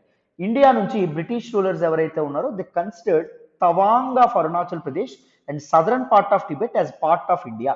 సో దీని ప్రకారం ఈ ట్రీటీ ప్రకారం అరుణాచల్ ప్రదేశ్ లో ఉన్నటువంటి Tawang region, north west region ఏదైతే ఉంటుందో నేను తర్వాత మ్యాప్స్ లో చూపిస్తాను, అండ్ టిబెట్ లో ఉన్నటువంటి సదరన్ పార్ట్ ఏదైతే ఉంటుందో అది ఇండియాలో భాగం అని చెప్పి గుర్తించడం అనేది జరిగింది. అండ్ దీన్ని టిబెటన్స్ కూడా ఒప్పుకున్నారు, ఓకే చెప్పడం అనేది జరిగింది. సో దానిలో భాగంగానే this Tawang region of Arunachal Pradesh ఏదైతే ఉంటుందో అది ఇండియాలో భాగం అవ్వడం అనేది జరిగింది. మరి టిబెట్ ని చైనా అనేది ఆక్రమించుకున్న తర్వాత 1950లో టిబెట్ని చైనా అనేది మావో ఆక్రమించుకోవడం అనేది జరుగుతుంది. సింపుల్గా లిబరేట్ చేసాం టిబెట్ని అని చెప్పి ఆయన చెప్పడం అనేది జరుగుతుంది. దాని తర్వాత ఈ క్లైమ్స్ ఏవైతే ఉన్నాయో ఈ మెక్మోహన్ లైన్ని యాక్సెప్ట్ చేయలా. ఎవరు యాక్సెప్ట్ చేయలా? చైనా అనేటటువంటిది యాక్సెప్ట్ చేయట్లా. ఎందుకు యాక్సెప్ట్ చేయట్లా అంటే these this was signed by Tibetan rulers, కానీ నేను సైన్ చేయలేదు కదా, అంటే చైనీస్ గవర్నమెంట్ సైన్ చేయలేదు కదా, టిబెట్ పీపుల్ అనే వాళ్ళు సైన్ చేశారు కాబట్టి మేము ఎంతకీ ఒప్పుకోము అని చెప్పడం అనేది జరిగింది. బ్రిటిష్ వాళ్ళు వెళ్ళిపోయారు మన దేశం నుంచి. చైనా ఏమో అరుణాచల్ ప్రదేశ్ నాకు ఇమ్మంటుంది. ఎలా కుదురుతుందండి? మనం వెంటనే లండన్కి ఫోన్ చేసాం. ఏంటండి చైనా అనేది ఒప్పుకోలేదంట 1914 సిమ్లా అకార్డ్లో, మరి ఏం చేశారు మీరు, అసలు ఇంత కన్ఫ్యూజన్ మా మీదకి ఎందుకు ఇచ్చారు అని చెప్పి వాళ్ళకి అడగగానే వాళ్ళు ఏం చెప్పారు అంటే, అవును చైనా ఒప్పుకోలేదు సిమ్లా అకార్డ్కి, చైనా వాళ్ళు నెక్స్ట్ డేనే వెళ్ళిపోయారు అని చెప్పి ఎవరు చెప్పడం అనేది జరిగింది? మనకి బ్రిటిష్ వాళ్ళు చెప్పారు. మరి ఆ విషయం అప్పుడే చెప్పొచ్చు కదా, మరి ఇప్పుడు ఎందుకు మాకు ఇంత ఇంత ఇబ్బంది పెడుతున్నారు? Why you created all this confusion and chaos? India అడగడం మొదలుపెట్టింది. వెంటనే చైనా ఏమంది అంటే, బాబ్రే అంత అమాయకుడుగా ఉన్నావా, అమాయకమైన పిల్లవాడా, నీకు అర్థం కావట్లేదా? 1914లో 1914 the year, what is the significance of this particular year? This year is about the first world war. World war 1 ఏదైతే ఉంటుందో అది అప్పుడే స్టార్ట్ అయింది. వరల్డ్ వార్ 1లో నాకు చైనా సపోర్ట్ కావాలా వద్దా? కావాలి. సో అందుకే నేను చైనా యొక్క ఆర్గ్యుమెంట్స్కి క్లైమ్స్కి నేను అబ్జెక్ట్ చేయలేదు. చైనా ఏదైతే ఉంటుందో చైనా వెళ్ళనిచ్చాను, టిబెట్తో నేను అగ్రిమెంట్ చేసుకున్నాను అని చెప్పి బ్రిటిష్ వాళ్ళు ఎవరైతే ఉన్నారో వాళ్ళు చెప్పడం అనేది జరిగింది. సో ఇండియా రియలైజ్ అవుతుంది, బాప్రే వీళ్ళు ఇంత మోసానికి ఒడిగట్టారా, ఇంత కన్ఫ్యూజన్ ఇంత కేయోస్ని క్రియేట్ చేశారా అని చెప్పి అర్థం అవడం అనేది జరుగుతుంది ఇండియాకి. అర్థమైందా? ఇది మీరు జాగ్రత్తగా గుర్తుపెట్టుకోవాలి. Now let us look at how the annexation of Tibet happened. So China అనేది టిబెట్ని ఎలా ఎనెక్స్ చేసుకుంది, ఆక్రమించుకుందో చూడండి. సో చూడండి, ముఖ్యంగా దిస్ సిమ్లా అకార్డ్ లేదా సిమ్లా కన్వెన్షన్ ఏదైతే ఉంటుందో దానిలో ప్రపోజల్ ఏంటి? మొదటి ప్రపోజల్ మెక్మోహన్ లైన్. రెండవ ప్రపోజల్ ఏంటి? ఇంటర్నల్ కాన్ఫ్లిక్ట్స్ ఏవైతే ఉన్నాయి చైనాకి టిబెట్ మధ్య ఇంటర్నల్ కాన్ఫ్లిక్ట్స్ సార్ట్అవుట్ చేయడం. దానిలో భాగంగానే బ్రిటిష్ వాళ్ళు మధ్యవర్తిత్వం చేద్దాం అనుకున్నారన్నమాట. అర్థమైందా? ఒక నక్క రాయబారం చేద్దామని చెప్పి అనుకున్నారు. ఏంటి? సో టిబెట్ ఏదైతే ఉంటుందో దాన్ని రెండు పార్ట్స్గా విడదీస్తాం. ఒకటి ఇన్నర్ టిబెట్ ఏదైతే ఉంటుంది ఇన్నర్ టిబెట్, రెండవది ఏంటి అంటే అవుటర్ టిబెట్ ఏదైతే ఉంటుందో outer Tibet. So inner Tibet will be a part of mainland China, ఇది చైనాకి అప్పగిద్దాము. అండ్ అవుటర్ టిబెట్ ఏదైతే ఉంటుందో it will be self governed by Tibetan rulers. Tibetan rulers ఎవరైతే ఉన్నారో స్పిరిచువల్ రూలర్స్ వాళ్ళు దీన్ని ఇది చేస్తారు అని చెప్పి ఒక మధ్యవర్తిత్వం కూడా చేయడం అనేది జరిగింది. సిమ్లా అకార్డ్లో భాగంగా టిబెట్ రూలర్స్కి చెప్పింది, రిప్రజెంటేటివ్స్కి. సో డిమార్కేషన్ లైన్ ఏం చెప్పింది? ఈ చందో రివర్ వ్యాలీ ఏదైతే ఉంటుందో దాన్ని ఒక డిమార్కేషన్ లైన్గా వ్యవహరించడం అనేది జరిగిందన్నమాట. అర్థమైందా? ఇది మీరు జాగ్రత్తగా గుర్తు పెట్టుకోవాలి. సిమ్లా అకార్డ్ ద్వారా ఈ సెటిల్మెంట్ చేసింది ఎవరు? బ్రిటిష్ వాళ్ళు. ఎవరెవరి మధ్య? చైనాకి టిబెట్ ఏదైతే ఉంటుందో టిబెట్కి మధ్య. నెక్స్ట్ చూడండి. So look at this exact line ఏదైతే ఉంటుందో red colour line, this is McMahon line అమ్మ. మెక్మోహన్ లైన్ ఎవరండి యాక్సెప్ట్ చేయడం అనేది జరుగుతుంది అంటే బోత్ ఇండియా అండ్ టిబెట్ ఏదైతే ఉంటుందో యాక్సెప్ట్ చేయడం అనేది జరుగుతుంది. But China denies this McMahon line as the line that demarcates the rightful national boundary line the demarcates between India and China అని చెప్పి చైనా డిక్లైన్ చేయడం అనేది జరుగుతుంది. ఆర్గ్యుమెంట్ని కంప్లీట్గా డిక్లైన్ చేస్తుంది. బికాజ్ మెక్మోహన్ లైన్ సిమ్లా అకార్డ్లో సైన్ అవ్వడం అనేది జరిగింది, మేము వాకౌట్ చేసాం, సిమ్లా అకార్డ్ని మేము ఇప్పుడు రికగ్నైజ్ చేయలేదు అని చెప్పి చైనా అనడం అనేది జరుగుతుంది అన్నమాట. చూడండి, నేను చెప్పింది ఇక్కడ లైన్స్లో చెప్తున్నాను. Why doesn't China accept McMahon line? McMahon line ఎందుకు యాక్సెప్ట్ చేయట్లేదు China? China according to China Tibet has always been a part of its territory. Tibet అనేది ఎప్పుడు చైనాలో భాగమే అని చెప్పి చైనా భావిస్తుంది. ఎందుకు ఈ 5 ఫింగర్ పాలసీ, ఎందుకు ఇవన్నీ ఆక్రమించుకోవాలని చెప్పి మావో అనుకుంటారు? Because all these territories are once a part of Qing dynasty that ruled over China. ఈ చైనాని పరిపాలించినటువంటి ఇంపీరియల్ చైనాని పరిపాలించినటువంటి చింగ్ డినాస్టీ ఏదైతే ఉంటుందో దాని అండర్లో టిబెట్ కానీ నేపాల్ కానీ ఇవన్నీ ఒకసారి పార్ట్గా ఉండడం అనేది జరిగింది, భాగంగా ఉండడం అనేది జరిగింది. సో అందుకే వీటన్నింటిని ఆక్రమించుకోవాలని చెప్పి అనుకోవడం అనేది జరుగుతుంది. సో టిబెట్ అనేది చైనాలో భాగం కాబట్టి రిప్రజెంటేటివ్స్ ఆఫ్ టిబెట్ పాలకులుగా సిమ్లా అకార్డుకు వచ్చినటువంటి వాళ్ళు ఎవరైతే ఉన్నారో వాళ్ళని మేము ఎంత మాత్రం యాక్సెప్ట్ చేయట్లేదు, వాళ్ళని మేము రికగ్నైజ్ చేయట్లేదు. They are not authorise to accept any agreement without Chinese consent. China ప్రభుత్వం ఏదైతే ఉంటుందో దాని యొక్క యూనో సమ్మతం లేకుండా ఇలా చేయడం అనేది మాకు ఎంత మాత్రం ఇష్టం లేదు. 1950 చైనా ఫుల్లీ ఆక్యుపైడ్ టిబెట్. 1950లో చైనా అనేది కంప్లీట్గా టిబెట్ని ఆక్యుపై చేయడం అనేది జరిగింది. చందో రివర్ వ్యాలీని దాటి ఇన్నర్ టిబెట్ని దాటి అవుటర్ టిబెట్లోకి రావడం అనేది జరిగింది. Now China neither approves nor accepts McMahon line. McMahon line అసలు యాక్సెప్ట్ అయితే చేయట్లేదు. And China also argues that China was not involved in the Shimla agreement. Shimla అగ్రిమెంట్లో చైనా అనేది భాగం కాదు అని చెప్పి ఆర్గ్యూ చేయడం అనేది జరుగుతుంది. So Shimla agreement is not binding on it. Shimla convention నేను పాటించాల్సినటువంటి అవసరం లేదు, దాన్ని ఉల్లంఘించేటటువంటి హక్కు నాకు ఉంది, ఎందుకంటే I'm not a part of it, I didn't sign any agreement అని చెప్పి మనకి చైనా ఏదైతే ఉంటుందో చెప్పడం అనేది జరుగుతుంది. China claimed its right on Arunachal Pradesh only after the occupancy of Tibet in 1950. 1950లో చెమ్దో రివర్ వ్యాలీని దాటి people's liberation army, Mao communist రెవల్యూషన్లో భాగంగా రైజ్ చేసినటువంటి army people's liberation army. People's liberation army అని ఎందుకంటాం, ROC republic of China regime ఏదైతే ఉంటుందో దాని యొక్క కబంధాస్తాల నుంచి చైనాని అంటే చైనీస్ పీపుల్ని లిబరేట్ చేసేటటువంటి ఆర్మీ, వాళ్ళకి స్వేచ్ఛని ప్రసాదించినటువంటి ఆర్మీ అనే విధంగా పీపుల్స్ లిబరేషన్ ఆర్మీ అంటారు. ఇప్పటికీ మీరు చైనీస్ ఆర్మీని మన పేపర్లో కానీ పీపుల్స్ లిబరేషన్ ఆర్మీ అని వ్యవహరిస్తూ ఉండడం అనేది జరుగుతుంది, ఆ మాట వాడుతూ ఉంటారు. రైట్, ఇది మీరు గుర్తుపెట్టుకోవాలి. సో చూడండి, 1950లో the battle of Chamdo happened. So battle of చెమ్దోలో భాగంగా చెమ్దో రివర్ వ్యాలీని దాటుతారు. 40,000 నుంచి 80,000 మంది soldiers from people's liberation army and టిబెట్ని లిబరేట్ చేయడం అనేది జరుగుతుంది. టిబెట్ని ఎనక్స్ చేసుకున్నాము, టిబెట్ని ఆక్యుపై చేసుకున్నాము ఇప్పుడు అనరు, టిబెట్ని ఈ రూలర్స్ నుంచి మేము లిబరేట్ చేశామని చెప్పి మాట్లాడడం అనేది జరుగుతుంది China. And Dalai Lama tries to reason with Mao, the 14th Dalai Lama. What exactly the meaning of Dalai Lama? Dalai Lama means a big head అని చెప్పి అర్థం. Is actually the spiritual head of Tibetan Buddhism. టిబెట్లో Buddhist people ఎవరైతే ఉంటారో, monks ఎవరైతే ఉంటారో, people ఎవరైతే ఉంటారో వాళ్ళందరికీ ఒక స్పిరిచువల్ హెడ్. సో పోప్ ఎవరైతే ఉంటారో, పోప్ని ఎలా అయితే ప్రపంచవ్యాప్తంగా ఉన్నటువంటి క్రిస్టియన్స్ తమ గురువుగా భావిస్తారు, ఆధ్యాత్మిక మత గురువుగా అండ్ రాజకీయ గురువుగా కూడా భావించడం అనేది జరుగుతుంది. రైట్, పెద్ద పెద్ద పీపుల్ ఎవరైతే ఉంటారో రూలర్స్ కూడా పోప్ యొక్క సజెషన్స్ కూడా తీసుకోవడం అనేది జరుగుతుంది, మీ అందరికీ తెలుసనే అనుకుంటున్నాను. సో ఒకప్పుడు ఖలీఫా అనేటటువంటి కాలిఫ్ అనేటటువంటి పదవి కూడా ఉండేది. సో ఇతను మొత్తం ప్రపంచంలో ఉన్నటువంటి ముస్లిమ్స్ ఎవరైతే ఉన్నారో వాళ్ళకి ఒక పొలిటికల్ హెడ్గా ఉండడం అనేది జరిగింది. వెరాజ్ దలైలామా టిబెటన్ బుద్ధిజం ఏదైతే ఉంటుందో దానికి స్పిరిచువల్ హెడ్ అండ్ దాంతోపాటు పొలిటికల్ హెడ్ కూడా. He's the person who has to lead the government. అర్థమైందా? సో 14th దలైలామా, ఇప్పుడు మనకు ఉన్నటువంటి దలైలామా ఎవరైతే ఉన్నారో ఆయన మావోతో సంప్రదింపులు జరపాలనుకుంటారు. ఇలా ఇల్లీగల్గా ఆక్యుపై చేయడం కరెక్ట్ కాదని. మావో వింటాడా? వినడం అనేది జరుగుతుంది. ఎందుకు? 5 ఫింగర్ పాలసీలో ఏముంది? Palm, the palm is Tibet. Right, టిబెట్ని అందుకు ఆక్రమించుకోవడం అనేది జరుగుతుందమ్మా. రైట్, ఇది మీరు గుర్తుపెట్టుకోవాలి. So look at this picture. This is Chamdo river valley. Chamdo river valley దాటి ఇన్నర్ టిబెట్ దాటి అవుటర్ టిబెట్కి ఏమొస్తుంది? పీపుల్స్ లిబరేషన్ ఆర్మీ వస్తుంది. ఆర్మీ వచ్చి రూలర్స్ ఎవరైతే ఉన్నారో వాళ్ళందరినీ ఊచకోత కోయడం కానీ లేకపోతే జైల్లో పెట్టడం కానీ జరుగుతుంది. ఎక్స్ట్రా జ్యుడిషియల్ కిల్లింగ్స్ చాలా జరుగుతాయి. దిస్ టిబెట్ ఏదైతే ఉంటుందో దాన్ని ఫోర్స్ఫుల్గా వీళ్ళు క్యాప్చర్ చేసుకోవడం అనేది జరుగుతుంది. దీన్ని మీరు గుర్తుపెట్టుకోవాలి. నెక్స్ట్ చూడండి. సో రైట్ ఆఫ్టర్ టిబెట్ మీకు గుర్తుందా? నెక్స్ట్ వాళ్ళు ఆక్యుపై చేయాల్సింది ఏంటి? అరుణాచల్ ప్రదేశ్. సో మనకి చైనా అనేటటువంటిది ఆ సమయంలో ఏం చేస్తుందంటే ఇండియాని చాలా అండర్మైన్ చేస్తుంది. దిస్ అరుణాచల్ ప్రదేశ్ ఏదైతే ఉంటుందో, అరుణాచల్ ప్రదేశ్ టిబెట్ రిప్రజెంటేటివ్స్ కదా సిమ్లా అకార్డ్లో భారతదేశానికి అప్పగించారు. ఈ అరుణాచల్ ప్రదేశ్ ఏదైతే ఉంటుందో దాన్ని క్యాప్చర్ చేసుకోవాలని చెప్పి అనుకోవడం అనేది జరుగుతుంది. ఎందుకు? India is a very infant nation then. 1947లోనే మనకి ఏమొచ్చింది? స్వాతంత్రం వచ్చింది. అప్పుడప్పుడే రాజ్యాంగం అనేది ఆమోదించడం అనేది జరిగింది 1950లో. సో ఇండియన్ మిలిటరీ మీద కానీ ఇండియన్ ఫోర్సెస్ మీద కానీ చాలా చిన్న చూపుతో అరుణాచల్ ప్రదేశ్ని అటాక్ చేయడం అనేది జరిగింది. The man himself, the modern architect of modern India, Sardar Vallabhbhai Patel, ఈయన వెంటనే చైనీస్ మూవ్స్ అండ్ మావోస్ మూవ్స్ని గమనించి ఈయన వెంటనే అరుణాచల్ ప్రదేశ్ బార్డర్ ఏదైతే ఉంటుందో అక్కడికి అస్సాం రైఫిల్స్ ఏవైతే ఉంటాయో వాళ్ళని పంపించడం అనేది జరిగింది. They are a protection force in Indian arm forces. So వాళ్ళు పంపించడం అనేది జరిగింది. They fought really well for Indian motherland, Indian soil. And Chinese aggression ఏదైతే ఉంటుందో, ఫస్ట్ చైనీస్ ఇంకర్షన్ ఏదైతే ఉంటుందో దాన్ని అస్సాం రైఫిల్స్ అద్భుతంగా తిప్పికొట్టడం అనేది జరిగింది. అర్థమైందా? నెక్స్ట్ చూడండి. సో అదే సమయంలో అప్పటి ఇండియన్ గవర్నమెంట్ చేయకూడనటువంటి ఒక తీవ్రమైనటువంటి తప్పు చేసింది.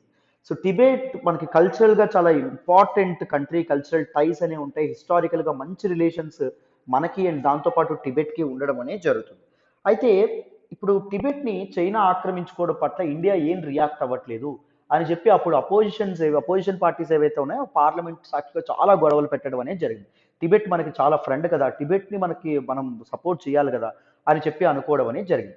సో గవర్నమెంట్ ఆఫ్ ఇండియా ఏదైతే ఉంటుందో, government of India it is about to take some measures. So at least చైనాతో మాట్లాడాలి, ఎందుకంటే మన పాలసీ ఏమని చెప్పుకున్నాం, పీస్ఫుల్ కోఆపరేషన్ కో ఎగ్జిస్టెన్స్. మనం అగ్రెషన్తో ఎప్పుడు వెళ్ళాం, ఫస్ట్ గవర్నమెంట్స్తో మాట్లాడాలని చెప్పి అనుకుంటాం.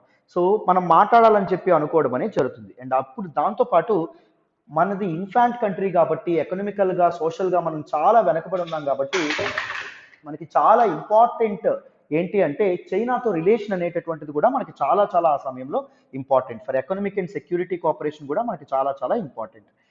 సో చైనాకి ఈ విషయం తెలుసు, ఇండియా యొక్క మిలిటరీ ప్రెజెంట్ వీక్గా ఉంది. అండ్ దాంతోపాటు ఇండియాకి ఎకనామిక్ సపోర్ట్ కావాలి, because China is one of the very resource rich country. And China యొక్క సపోర్ట్ తప్పకుండా ఇండియాకి కావాలి, ఇండియా ఎక్స్పెక్ట్ చేస్తుందని తెలుసు. సెక్యూరిటీ కోఆపరేషన్ కూడా ఎక్స్టర్నల్ అగ్రెషన్కి పాల్పడకుండా, ఒకవేళ ఇప్పుడు చైనా ఏం చేస్తుంది, ఇప్పుడు అస్సాం రైఫిల్స్ తిప్పికొట్టినప్పటికీ అరుణాచల్ ప్రదేశ్ మీద అండ్ దాంతోపాటు లడాక్ మీద కావాలంటే మనం ఒకసారి యుద్ధం ప్రకటించవచ్చు కదా. సో అర్జెంటుగా ఎవరిని మావోని ఆపడం చాలా చాలా ఇంపార్టెంట్. మనం ఏం పాలసీ ఎంచుకున్నాం, peaceful cooperation and coexistence, శాంతియుతంగా పరిష్కరించుకోవాలి. సో అందుకే వి సైన్డ్ పంచీల్ అగ్రిమెంట్, మనం పంచీల్ అగ్రిమెంట్ సైన్ చేయడం అనేది జరిగింది. So it is served as the foundation for India China relations. India China రిలేషన్స్కి అది ఇంపార్టెంట్ ఫౌండేషన్గా, పునాదిగా అది మారడం అనేది జరిగింది. దీని ద్వారా ఏం చేద్దాం అనుకున్నారు, ఈ అగ్రిమెంట్ సైన్ చేయడం వల్ల బోత్ ఇండియా అండ్ దాంతోపాటు చైనా ఇద్దరి మధ్య ఎకనామిక్ అండ్ సెక్యూరిటీ కోఆపరేషన్ ఏదైతే ఉంటుందో దాన్ని ముందుకు తీసుకెళ్దామని చెప్పి అనుకోవడం అనేది జరిగింది. రైట్. సో చూడండి, అయితే ఎప్పుడైనా మామూలుగా కంట్రీస్ మధ్య కాదు, లేకపోతే మీరు ఎవరితో అయినా అగ్రిమెంట్ చేసుకునేటప్పుడైనా మనకి ఎప్పుడు మనం ఎటువైపు ఉండాలంటే పొజిషన్ ఆఫ్ స్ట్రెంగ్త్ ఉండాలి, పొజిషన్ ఆఫ్ వీక్నెస్ ఉండకూడదు. అంటే మనం బలంగా ఉండాలి, అప్పుడే అగ్రిమెంట్ మన ఇంట్రెస్ట్కి తగినట్టుగా ఉంటుంది. బట్ ఇక్కడ ఇండియా బలంగా లేదు, పొజిషన్ ఆఫ్ స్ట్రెంగ్త్ ఇప్పుడు ఎక్కడో ఎవరి దగ్గర ఉంది, చైనా ఉంది. చైనా టిబెట్ని ఆక్రమించేసుకొని కుతూహలంతో తాతాలు ఆడిపోతుంది, ఇంకా ఆక్రమించుకోవాలి ఇండియన్ టెరిటరీస్ అని చెప్పి. అర్థమైందా? So China is one of the very resource rich country. But వేరే యాజ్ ఇండియా ఏదైతే ఉంటుందో వెరీ ఇన్ఫాంట్ నేషన్, అప్పుడే కొలనియల్ డార్క్ పీరియడ్ ఏదైతే ఉంటుందో దాని నుంచి బయటకు వచ్చింది. కొలనియల్ ఏజ్ ఏదైతే ఉంటుందో దాని నుంచి బయటకు వచ్చిన తర్వాత కూడా పార్టీషన్ ఏదైతే ఉంటుందో, పాకిస్తాన్ మనకు ఒక వైపు నుంచి ఇబ్బంది పెట్టడం కూడా జరుగుతుంది. సో మరి ఇప్పుడు పొజిషన్ ఆఫ్ వీక్నెస్లో ఎవరున్నారు, మన ఇండియా ఉంది. పొజిషన్ ఆఫ్ స్ట్రెంగ్త్లో ఎవరున్నారు, చైనా ఉంది. చైనా దాన్ని వాడుకుంటుందా లేదా, రివరేజ్ చేసుకుంటుంది. సో అగ్రిమెంట్ ద్వారా, అగ్రిమెంట్ సైన్ చేసే ముందు ఏం చెప్పింది, నేను నీకు ఎకనామిక్ అండ్ సెక్యూరిటీ కోఆపరేషన్తో ముందుకు వస్తాను కరెక్టే, కానీ నువ్వు నాకు తిరిగి ఒక పని చేయాలి అని అంటుంది. ఏంటండి ఆ పని, Tibet is an integral part of China, నువ్వు రికగ్నైజ్ చేయాలి అని చెప్పి బేరసారాలు ఆడుతుంది. అప్పుడు వెంటనే ఇండియా అనేది ఆలోచించకుండా, టిబెట్ మనకి ఎప్పటి నుంచో పెద్ద చాలా క్లోజ్ ఫ్రెండ్ అయినప్పటికీ, అరుణాచల్ ప్రదేశ్ని ఇచ్చేసినటువంటి ఫ్రెండ్ అయినప్పటికీ మనం ఏం చేసాం, చైనాకు వెంటనే ఓకే చెప్పేసాం. ఓకే చెప్పిన తర్వాత పంచీల్ అగ్రిమెంట్ ఏం చేసింది, చైనా చేయడం అనేది మొదలుపెట్టింది. The implied assumption of the five principles was that newly independent states after decolonization would develop a more pragmatic approach towards international relations. చాలా పాజిటివ్ అప్రోచ్తో ముందుకు వెళ్ళడానికి పంచీల్ అగ్రిమెంట్ అనేది చేసుకోవడం అనేది జరిగింది. What are the 5 principles of Panchsheel agreement? Mutual respect for each others territorial integrity and sovereignty. ఒకరి territorial ఇంటిగ్రిటీకి, ఒకరి సావరెంటీకి, సార్వభౌమత్వానికి ఇంకొకరు గౌరవించాలి. నాన్ అగ్రెషన్, అగ్రెషన్ అనేది చూపించకూడదు. మూడవది non interference in each others internal affairs, ఒకరి ఒక్క అంతర్గత విషయాల్లోకి ఇంకొకరు జోక్యం చేసుకోకూడదు. ఈక్వాలిటీ అండ్ మ్యూచువల్ బెనిఫిట్, ఇద్దరు సమానంగా బెనిఫిట్ అనేది పొందాలి, ఇద్దరు సమానంగా ఎదగాలి. పీస్ఫుల్ కో ఎగ్జిస్టెన్స్ కోఆపరేషన్తో ముందుకు వెళ్ళాలి. ఏదైనా సమస్యలు వస్తే చర్చల ద్వారా దాన్ని సర్దుబాటు చేసుకోవాలి. ఇది పంచీల్ అగ్రిమెంట్లో భాగంగా ఈ ప్రిన్సిపల్స్ ఏవైతే ఉన్నాయో వాటిని అబైడ్ చేయాలని చెప్పి సైన్ చేయడం అనేది జరిగింది. అగ్రిమెంట్ 1954లో 1954లో సైన్ చేసింది. బట్ అగ్రిమెంట్లో పొజిషన్ ఆఫ్ వీక్నెస్లో ఎవరున్నారు, ఇండియా ఉంది. పొజిషన్ ఆఫ్ స్ట్రెంగ్త్లో ఎవరున్నారు, చైనా. అర్థమైందా మీకు position of strength, position of weakness? So ఒక అగ్రిమెంట్ జరుగుతున్నప్పుడు పొజిషన్ ఆఫ్ స్ట్రెంగ్త్లో నువ్వు ఎప్పుడు ఉండాలి. నీ కూరగాయలు తాజాగా ఉన్నాయి అనుకోండి, సో నీకు మంచి రేటు పలుకుతుంది. కూరగాయలు అవే దీనిగా ఉన్నాయి అనుకోండి, నువ్వు ఎక్కువ డిమాండ్ చేయగలవా, చేయడం అనేది కుదరదు. అర్థమైందా? సో అలా విధంగా మీరు అర్థం చేసుకోవచ్చు. అయితే సో టిబెట్కి మనం మోసం చేసాం. టిబెట్ ఎప్పుడైతే ఈ పంచీల్ అగ్రిమెంట్ ద్వారా, పంచీల్ అగ్రిమెంట్ ముందు Tibet is integral part of China అని చెప్పి ఇండియా అనేది ఒప్పుకుందో, రికగ్నైజ్ చేసిందో, టిబెట్ యొక్క మొరాల్ చచ్చిపోయింది. అప్పటి వరకు వాళ్ళకి స్వతంత్రం కోసం పోరాడాలి, మేము ఇండిపెండెంట్గా ఉండాలి అని చెప్పి వాళ్ళు చాలా కాన్ఫ్లిక్ట్స్, చాలా రెవల్యూషన్స్తో ముందుకు వెళ్ళారు. బట్ కానీ వాళ్ళ మొరాల్ అనేది ఇండిపోయినంత బెస్ట్ ఫ్రెండ్ అయినటువంటి ఇండియానే వెన్నుపోటు పడడంతో, బెస్ట్ ఫ్రెండ్ అయినటువంటి ఇండియానే తన పక్క నుంచి దూరం అవ్వడంతో టిబెట్కి పాపం చాలా బాధ అనిపించింది. అపోజిషన్ పార్టీస్ కూడా జవహర్లాల్ నెహ్రూ తీసుకున్నటువంటి డెసిషన్ని చాలా తప్పు పట్టడం అనేది జరిగింది. అండ్ ఆయన తీసుకున్నటువంటి తప్పుని సరిదిద్దేటటువంటి క్రమంలో, దాన్ని రెక్టిఫై చేసేటటువంటి క్రమంలో ఏం చేస్తారు ఆయన, 1959లో 1959లో దలైలామా 14th దలైలామా ఎవరైతే ఉన్నారో ఆయనకి పొలిటికల్ అసైలం ఏదైతే ఉంటుందో అది కల్పించడం అనేది జరుగుతుంది. అండ్ దలైలామా అండ్ దాంతోపాటు అతని ఫాలోవర్స్ ఎవరైతే ఉన్నారో ఆయన ఇండియాకి ఎలో చేస్తారు. ఇండియాకి ఎలో చేసి ఇండియాలో ఆశ్రయం కల్పించడం అనేది జరుగుతుంది. బట్ కానీ దలైలామా హీజ్ ఏ సెషనిస్ట్ ఫిగర్ కదా, అంటే టిబెట్ని చైనా నుంచి విడదీయాలనుకునేటటువంటి ఒక లీడర్ కదా. సో అలాంటి వ్యక్తికి ఇండియా అనేటటువంటిది అసైలం ఇవ్వడం చైనాకి నచ్చదు. ఇక్కడ పంచీల్ అగ్రిమెంట్ మీరు బ్రేక్ చేశారు అని చెప్పి చైనా అనేది మనల్ని అక్యూజ్ చేయడం అనేది జరుగుతుంది. ఏంటిది, third point, mutual non interference in each other internal affairs. మా ఇంటర్నల్ అఫైర్స్లో మీరు జోక్యం చేసుకున్నారు అనేటటువంటి కారణంతో 2-3 ఏళ్లలో చైనా అనేది 1962లో భారతదేశం మీద దండెత్తి రావడం అనేది జరుగుతుంది. ఈ పర్టిక్యులర్ ఆస్పెక్ట్ వరకు సైనో ఇండియా బాయ్ బాయ్ అనేటటువంటి చీనీ ఇండియా బాయ్ బాయ్ అని కూడా అనడం అనేది జరుగుతుంది. అంటే ఇద్దరు బెస్ట్ ఫ్రెండ్స్గా ఉంటారు. బట్ ఎప్పుడైతే మనం దలైలామాకి అసైలం కల్పించామో చైనా అనేది మనకి ఒక హొస్టైల్ నేషన్గా తయారవ్వడం అనేది జరిగింది. మన మీద 1962లో దండయాత్ర చేయడం అనేది జరిగింది. దానిలో మనం ఒక ఘోరాతి ఘోరమైనటువంటి ఓటమిని, డిఫీట్ని చూస్తాం. పీపుల్స్ లిబరేషన్ ఆర్మీ చేతిలో ఇండియా ఓడిపోతుంది. ఆ బాధను తట్టుకోలేక జవహర్లాల్ నెహ్రూ 2 ఏళ్లలో చనిపోవడం అనేది జరుగుతుంది. అది వేరే విషయం. That is one of the reasons for Jawaharlal Nehru's illness. అర్థమైందా? So these are some important aspects regarding India China relations. ఇవన్నీ మీకు బ్యాక్గ్రౌండ్ అనేది తెలిస్తే రేపు పొద్దున్న మీరు ఏ ఆర్టికల్ వచ్చినా మీకు డీటెయిల్డ్గా అర్థమవుతుంది. అందుకే ఇంత కాంప్రహెన్సివ్గా నేను డిస్కస్ చేశాను. మరి ఇప్పుడు now let us try to understand why China is so obsessed with Arunachal Pradesh. ఎందుకు అరుణాచల్ ప్రదేశ్ అనేటటువంటిది కావాలి చైనాకి?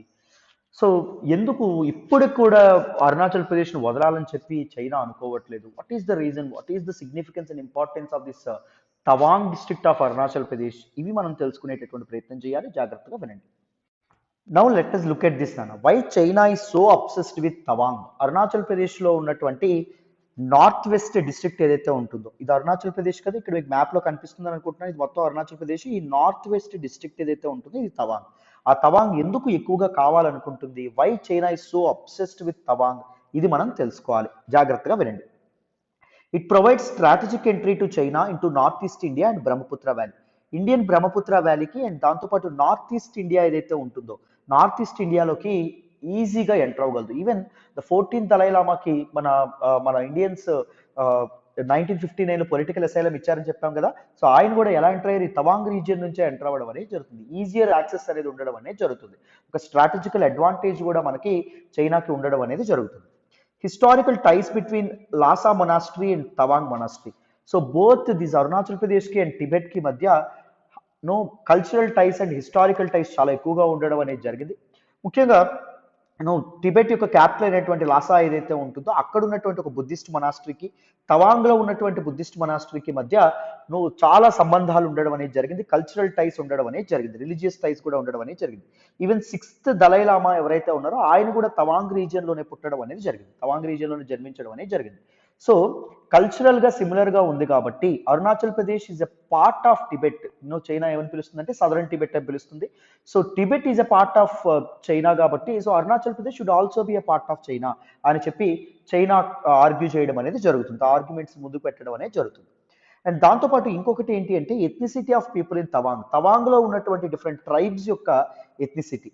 తవాంగ్లో ఉన్నటువంటి different tribes Tagin, Nyishi and Galo tribes ఏవైతే ఉన్నాయో దర్ ఏన్షియంట్ మంగోలిక్ ట్రైబ్స్ అండి. So these people are actually descendants of Tibetans. Tibet people ఎవరైతే ఉన్నారో టిబెట్ నుంచి వీళ్ళు ఇక్కడికి వచ్చి స్థిరపడడం అనేది జరిగింది, మైగ్రేట్ అయ్యి స్థిరపడడం అనేది జరిగింది. సో ఈ తవాంగ్ రీజియన్లో ఇంతమంది టిబెటన్ పాపులేషన్ అనేటటువంటిది ఉండడం చైనాకి చాలా పెద్ద థ్రెట్. ఎందుకు? ఇండియా ఈ తగిన్, నీషి అండ్ గాలో ట్రైబ్స్ ఎవరైతే ఉన్నారో వీళ్ళ యొక్క జనాభాని, ఈ పీపుల్ ఎవరైతే ఉన్నారో వాళ్ళని అడ్వాంటేజ్గా తీసుకుని దలైలామా అండ్ దాంతోపాటు ధర్మశాలలో ఇప్పుడు ఉన్నటువంటి government in exhale, so Tibetan government ఏదైతే ఉంటుందో వీళ్ళందరి సహాయంతో టిబెట్లో ఇండియా అనేది ఒక రెవల్యూషన్ అనేది మొదలు పెట్టించవచ్చు. దేనికి ఎగనెస్ట్గా? చైనా ఏదైతే ఉంటుందో చైనాకి ఎగనెస్ట్గా. అది వీళ్ళందరినీ ప్రొవోక్ చేసి ఇండియా ఏం చేయొచ్చు? టిబెటన్ పీపుల్ని చైనాకి ఉసుగొల్పచ్చు. సో అందుకే ఆ ఏరియా ఏదైతే ఉంటుందో, ఆ ప్లేస్ ఏదైతే ఉంటుందో తవాంగ్ రీజియన్ కావాలని చెప్పి అనుకుంటుంది. ఎవరు? India. And Bhutan factor. So చైనాకి ఇండియాతో మాత్రమే కాదండి, దీస్ బార్డర్ డిస్ప్యూట్స్ ఈవెన్ భూటాన్తో కూడా ఉండడం అనేది జరిగింది. సో గుర్తుపెట్టుకోండి, ఇది తవాంగ్ రీజియన్. ఇదిగోండి ఈ ప్రాంతం ఏదైతే ఉంటుందో ఈ తవాంగ్ రీజియన్. సో చైనా ఒకవేళ ఈ తవాంగ్ రీజియన్ని ఆక్రమించుకుంటే, మీరు ఇక్కడ గమనిస్తున్నారా, భూటాన్ ఏదైతే ఉంటుందో భూటాన్ యొక్క వెస్టర్న్ పార్ట్, ఇదిగోండి ఇది గుర్తుపెట్టుకోండి, ఇది మనకి సిక్కిమా, ఇది భూటానా, సో ఇదేంటి చైనా, అంతేనా. సో భూటాన్ యొక్క వెస్టర్న్ పార్ట్ ఈ చివరి వరకు ఎవరి అండర్లో ఉంది, చైనా అండర్లో ఉంది.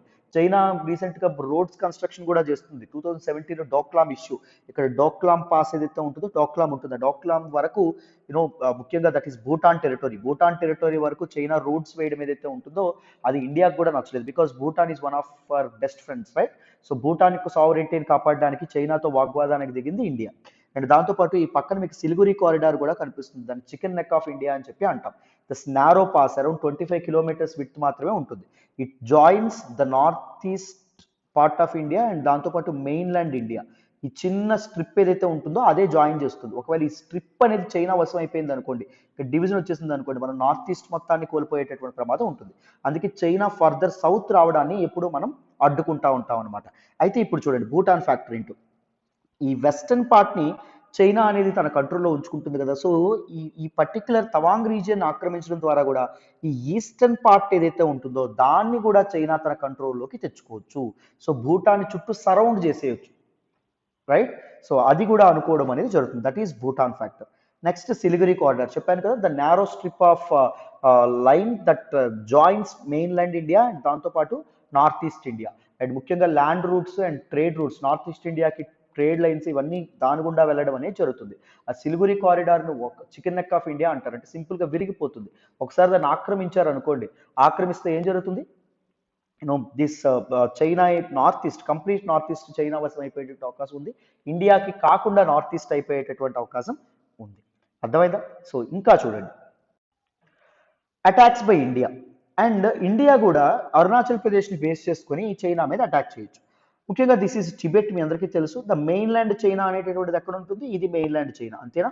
మనకి వుహాన్ కానీ లేకపోతే బీజింగ్ కానీ అండ్ షాంఘై కానీ, these are one of the very important cities in China, మీ అందరికీ తెలుసని అనుకుంటున్నారు.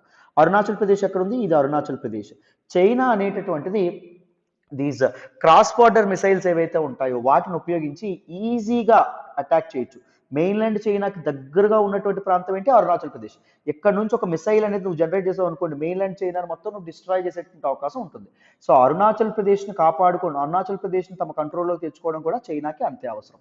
అర్థమైందా, to prevent attacks from India in the future.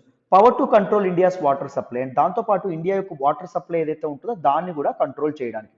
మీరు చాలాసార్లు వినే ఉంటారు, బ్రహ్మపుత్ర రివర్స్ అండ్ ట్రిబ్యూటరీస్ మీద ఇప్పుడు ఈ చైనా అనేది ఏం చేస్తుందంటే డ్యామ్స్ కన్స్ట్రక్ట్ చేస్తుంది అని చెప్పి. ఎందుకు, సో దిస్ న్యాచురల్ రిసోర్సెస్ ఏవైతే ఉన్నాయో వాటిని అడ్వాంటేజ్గా తీసుకొని జియో పొలిటికల్ డామినెన్స్ ఏదైతే ఉంటుందో దాన్ని సంపాదించుకోవడం కోసం. ఇప్పుడు వాటర్ అనేది ఆపేసింది అనుకోండి, మనకి తప్పకుండా కావాల్సింది ఏంటి, వాటర్. వాటర్ కోసం మనం ఏదైనా చేస్తాం, రైట్. సో ఎలాంటి కండిషన్స్కైనా ఒప్పుకుంటాం. సో అందుకోసం అని చెప్పి ముఖ్యంగా టిబెట్ ఏదైతే ఉంటుందో, Tibet is one of the very important source for perineal reverse అండి. ఈ జీవనదులు ఏవైతే ఉంటాయో చాలా వరకు దిస్ టిబెటన్ రీజియన్ ఏదైతే ఉంటుందో అక్కడే ఆరిజినేట్ అవ్వడం అనేది జరుగుతుంది. ఇంకొకటి విషయం ఏంటి అంటే, దిస్ టిబెట్ ఏరియా ఏదైతే ఉంటుందో this is water surplus area. And western China ఏదైతే ఉంటుందో western China, varies eastern China ఏదైతే ఉంటుందో వాటర్ డెఫిసిట్ ఏరియా, అంటే వాటర్ అనేది ఇక్కడ తక్కువగా ఉంటుంది. సో అందుకే రివర్ లింకింగ్ ప్రాజెక్ట్స్ అనేటటువంటివి ఎవరు చేపడుతున్నారు, చైనా అనేటటువంటిది చేపడుతుంది.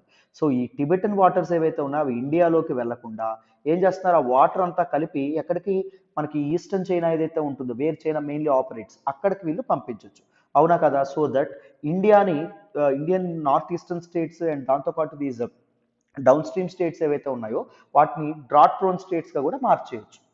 అవునా, కరువు కాటకాలు అలమటించేలా చేయొచ్చు. దానివల్ల ఇండియా నుంచి స్ట్రాటజిక్ అడ్వాంటేజ్ కూడా పొందొచ్చు. ఇది చైనా యొక్క మెయిన్ లక్ష్యం. అందుకే అరుణాచల్ ప్రదేశ్ అండ్ తవాంగ్ రీజియన్ని ఎక్కువగా కావాలనుకుంటుంది. ఇక్కడ చూడండి, దిస్ ఇస్ సిలిగురి కారిడార్. ఇది మెయిన్లాండ్ ఇండియానా, ఇదిగోండి ఇది north eastern states of Indiana. So ఈ చిన్న స్ట్రిప్ ఏదైతే ఉంటుందో ఇది సిలిగురి కారిడార్. ఒక్కసారి చైనా, ఇదిగోండి చైనా, ఇక్కడ వరకు చైనా ఉంది, గమనించారా. సో ఇప్పుడు ఏం కోరుకుంటుంది, ఈ తవాంగ్ రీజియన్ కూడా కోరుకుంటుంది. ఎందుకు, భూటాన్ని both eastern and western side control చేయడానికి. ఇప్పుడు చైనా చూడండి, చైనా అనేటటువంటిది ఇలా వచ్చింది అనుకోండి, మనకి చైనా రీసెంట్గా నేపాల్కి కూడా దగ్గర అవుతుంది. సో నేపాల్ కూడా అబ్జెక్ట్ ఏం చేయదు, బంగ్లాదేశ్కి కూడా దగ్గర అవ్వడం అనేది జరుగుతుంది. బంగ్లాదేశ్ నుంచి చైనాకి ఇంపోర్ట్ అయ్యే గూడ్స్ మీద పన్నులు అనేవి తగ్గించడం ఇలాంటివి చేస్తుంది, బంగ్లాదేశ్కి దగ్గర అవ్వడానికి ప్రయత్నిస్తుంది. సో దట్ ఏం చేయాలని ప్రయత్నం, ఈ సిలిగురి కారిడార్ ఏదైతే ఉంటుందో దాన్ని ఆక్రమించుకోవాలని. ఆక్రమించుకుంటే టోటల్ నార్త్ ఈస్ట్ ఇండియా ఎవరి వశం అయిపోతుంది, చైనా వశం అయిపోవడం అనేది జరుగుతుంది. సో నాకు తెలిసినంత వరకు విత్ ఇన్ ఫ్యూ ఇయర్స్, ఒక 5 decades జియో పొలిటికల్ ఆస్పెక్ట్స్ అనేవి మారిపోతున్నాయి. వరల్డ్ లీడర్గా చైనా అనేటటువంటి అవతరించేటటువంటి అవకాశం కూడా ఉంటుంది. ఇఫ్ నాట్, ఒకవేళ వెస్టర్న్ నేషన్స్ ఏవైతే ఉంటాయో అవి స్ట్రాంగ్గా రెసిస్ట్ చేయకపోతే, ఇంత ఎక్స్పాన్సిస్ట్ పాలసీని చైనా ఫాలో అవ్వడం అనేది జరుగుతుంది. దేనికి భయపడట్లా మీరు గమనిస్తే. హాంకాంగ్ మీద, తైవాన్ మీద, సౌత్ చైనా సీ ఇదేదైతే ఉంటుందో దాని మీద, జింజియాంగ్లో హ్యూమన్ రైట్స్ వైలేషన్స్కి పాల్పడడం కానీ ఇలాంటివి ఏవైతే ఉన్నాయో ఇలాంటివి చాలా చైనా అనేది చేయడం అనేది జరుగుతుంది. Right, this is everything that you need to know about this particular Arunachal Pradesh issue or India China relations. So కంప్లీట్గా బ్యాక్గ్రౌండ్తో సహా డీటెయిల్డ్గా మీకు దిస్ పర్టికులర్ టాపిక్ అర్థమైందని అనుకుంటున్నాను.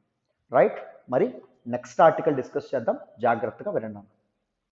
ఈరోజు హిందూ అనాలిసిస్లో మనం మాట్లాడుకునే నెక్స్ట్ ఆర్టికల్ చూడండి అమ్మా. Decision on vaccine for precaution dose soon. Very very important article regarding GS paper 2 నాన్న, హెల్త్ రిలేటెడ్ ఆర్టికల్. ఈ ఆర్టికల్ నేను ద హిందూలోని ఢిల్లీ ఎడిషన్లో పేజ్ నెంబర్ 1 నుంచి సెలెక్ట్ చేసుకోవడం అనేది జరిగింది. చాలా చాలా ఇంపార్టెంట్ ఆర్టికల్, జాగ్రత్తగా వినండి. మీ అందరికీ తెలుసు, రీసెంట్గా ఇండియాలో కోవిడ్ కేసెస్ అనేవి మళ్ళీ పెరుగుతున్నాయి. రోజుకి 10,000కు పైగా కొత్త కేసెస్ ఏవైతే ఉన్నాయో అవి నమోదవుతున్నాయి. ఈ పరిస్థితుల దృష్ట్యా మొన్న మన్ కీ బాత్లో మాట్లాడినటువంటి ప్రైమ్ మినిస్టర్ నరేంద్ర మోడీ గారు ప్రికాషన్ డోస్ అనేటటువంటి ఒక డోస్ ఇస్తున్నాము అని చెప్పారు. ప్రికాషన్ అంటే ఏంటి, జాగ్రత్త, ఎందుకైనా మంచిది అనేటటువంటి విషయం మీద అనేటటువంటి జాగ్రత్తలు తీసుకుంటూ ఈ డోస్ అనేది ఇవ్వబోతున్నాము అని చెప్పి ప్రైమ్ మినిస్టర్ నరేంద్ర మోడీ గారు రీసెంట్గా అనౌన్స్ చేశారు. ఈ ప్రికాషన్ డోస్ ఎవరికి ఇస్తున్నారు, హెల్త్ కేర్ వర్కర్స్ ఎవరైతే ఉన్నారో హెల్త్ కేర్ వర్కర్స్, అండ్ దాంతోపాటు ఫ్రంట్ లైన్ వర్కర్స్ ఎవరైతే ఉన్నారో ఫ్రంట్ లైన్ వర్కర్స్, అండ్ దాంతోపాటు 60+ ఏజ్ ఉండి 60 ఏళ్ళు పైబడి వయసు ఉన్నటువంటి వ్యక్తులు విత్ కోమార్బిటీస్ అంటే దీర్ఘకాలిక వ్యాధులు అని చెప్పడం అనేది జరుగుతుంది. అంటే డయాబెటీస్ కానీ లేకపోతే ఇవేవైతే ఉంటాయో ఐ మీన్ షుగర్ కానీ లేకపోతే బీపీ కానీ ఉన్నటువంటి పేషెంట్స్ ఎవరైతే ఉన్నారో వాళ్ళకి అందిస్తూ ఉన్నాము అని చెప్పి యూనియన్ హెల్త్ మినిస్ట్రీ ఏదైతే ఉంటుందో అది చెప్పింది. దీని గురించి డెసిషన్ ఏదైతే ఉంటుందో డెసిషన్ తీసుకోబోతున్నాం. అండ్ ఇంకొకటి చెప్పారు, ఈ ప్రికాషన్ డోస్ ఏదైతే ఇస్తున్నామో it may not necessarily be a repeat dose అని చెప్పారండి. What exactly is repeat dose? Suppose వీళ్ళు ఆల్రెడీ 2 డోసెస్ అనేవి తీసుకున్నారు. ఇప్పుడు సపోజ్ కోవాక్సిన్లో 2 తీసుకున్నారు అనుకోండి, థర్డ్ డోస్ కోవాక్సిన్ అవ్వక్కర్లా, అవైలబిలిటీ బట్టి స్పట్నిక్ 5 కానీ కోవిషీల్డ్ కానీ లేకపోతే కోవాక్స్ కానీ లేకపోతే కార్బెవాక్స్ కానీ ఏదైనా ఇస్తాము. ఇండియాలో ఆథరైజ్ చేసినటువంటి ఏ వ్యాక్సిన్ అయినా ఇవ్వడం జరుగుతుంది అనే విధంగా ఇక్కడ మనకి చెప్తున్నారు. అండ్ దీని గురించి డెసిషన్ అనేది త్వరలో తీసుకోబోతున్నాము. The national technical advisory group on immunisation తాగి ఏదైతే ఉంటుందో this is keenly observing efficacy and efficiency of different vaccines. So దాన్ని బట్టి మేము డెసిషన్ తీసుకోబోతున్నామని చెప్పి ICMR ఏదైతే ఉంటుందో అది చెప్పింది. ఎందుకు ఈ ప్రికాషన్ డోస్ అనేటటువంటి కాన్సెప్ట్ వచ్చింది, రీసెంట్గా కేసులు అనేవి పెరుగుతున్నాయి. చాలా రాష్ట్రాలు ముఖ్యంగా హెల్త్ ఏదైతే ఉంటుందో హెల్త్ అనేటటువంటిది స్టేట్ సబ్జెక్ట్ కాబట్టి, సో వీటి మీద ఇప్పుడు ఈ ఏమైనా కేసు పెరిగితే ఎవరి మీద ఇంపాక్ట్ పడుతుంది, రాష్ట్రాల మీద, రాష్ట్రాల యొక్క రెవెన్యూస్ మీద ఇంపాక్ట్ పడడం అనేది జరుగుతుంది. Because they have to take care of their people, right, వాళ్ళ ప్రజల్ని వాళ్ళు కాపాడుకునేటటువంటి బాధ్యత అనేది రాష్ట్రాల మీద ఉంది కదా. సో ఏంటి స్టేట్లు ఇస్తారంటే చూడండి, మన కాన్స్టిట్యూషన్లో రాజ్యాంగంలోని Schedule 7 ఆఫ్ ద కాన్స్టిట్యూషన్ ఏదైతే ఉంటుందో Schedule 7 కంప్రైజెస్ ఆఫ్ 3 లిస్ట్. ఒకటి యూనియన్ లిస్ట్, రెండవది స్టేట్ లిస్ట్, మూడవది కాన్కరెంట్ లిస్ట్. యూనియన్ లిస్ట్లో ఉండేటటువంటి సబ్జెక్ట్స్ మీద యూనియన్ గవర్నమెంట్ మాత్రమే చట్టాలు చేయాలి, సెంట్రల్ గవర్నమెంట్ మాత్రమే. స్టేట్ లిస్ట్లో ఉండేటటువంటి సబ్జెక్ట్స్ మీద రాష్ట్రాలు మాత్రమే చట్టాలు చేయాలి. కాన్కరెంట్ లిస్ట్ ఉమ్మడి జాబితా అంటాం, వీటిలో ఉండేటటువంటి ఇష్యూస్ మీద both centre and state can make laws. So health అనేటటువంటిది ఏంటండి స్టేట్ సబ్జెక్ట్లో ఉండడం వల్ల సో మొత్తం ఖర్చుగానే అన్ని ఎవరు భరించాల్సి వస్తుంది, రాష్ట్రాలు భరించాల్సి వస్తుంది. రాష్ట్రాలు అప్పులైపోయినాయి చాలా మంది అంటారు. అప్పులైపోవడానికి కారణం ఏంటి?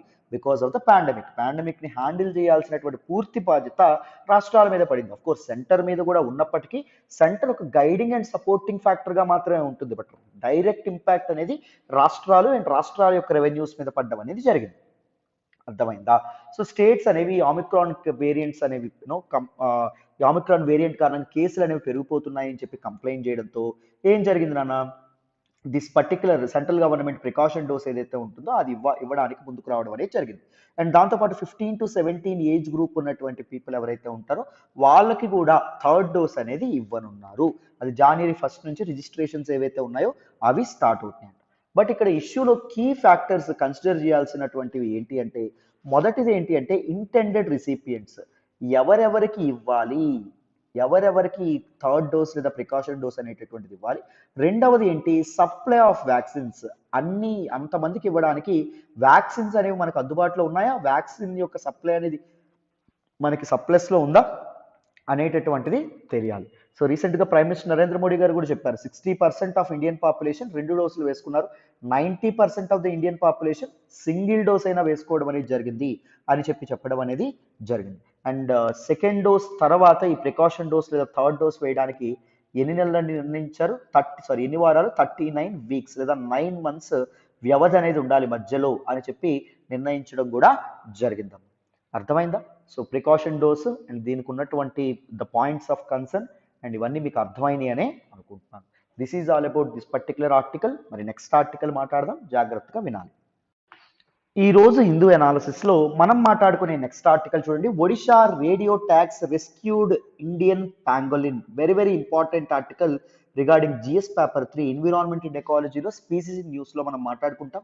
ఈ ఆర్టికల్ నేను ద హిందూలోని ఢిల్లీ ఎడిషన్ లో పేజ్ నెంబర్ 1 నుంచి సెలెక్ట్ చేసుకోవడం అనేది జరిగింది. చాలా చాలా ఇంపార్టెంట్ ఆర్టికల్ అండి, జాగ్రత్తగా వింటే క్లియర్ గా మీకు అర్థమవుతుంది. ఒడిషా యొక్క ఫారెస్ట్ అండ్ ఎన్విరాన్మెంట్ డిపార్ట్మెంట్ వాళ్ళు first ever radio tagging of the Indian pangolin కి రేడియో ట్యాగ్ చేయడం అనేది జరిగింది. అంటే ఒక రేడియో ఫ్రీక్వెన్సీ డివైస్ ఏదైతే ఉంటుందో దానికి కనెక్ట్ చేస్తారు. So that using a receiver, ఒక రిసీవర్ ఉపయోగించి దాని యొక్క కదలికలు కానీ, దాని యొక్క ప్యాటర్న్స్ కానీ, దాని యొక్క బ్రీడింగ్ ప్యాటర్న్స్ కానీ ఇవన్నిటిని ఏం చేస్తారు, తెలుసుకోవటటువంటి ప్రయత్నం చేయడం అనేది జరుగుతుంది. And also standardise the rehabilitation protocol. Rehabilitation అంటే పునరావాసం, వాటిని ఎలా కన్జర్వ్ చేయొచ్చు, ఎలాంటి పరిస్థితులు దానికి అనుకూలంగా ఉన్నాయి అనేటటువంటి విషయాల్ని తెలుసుకొని ఒక ప్రోటోకాల్ని వీళ్ళు స్టాండర్డైజ్ చేయడం అనేది జరుగుతుంది, తయారు చేయడం అనేది జరుగుతుంది.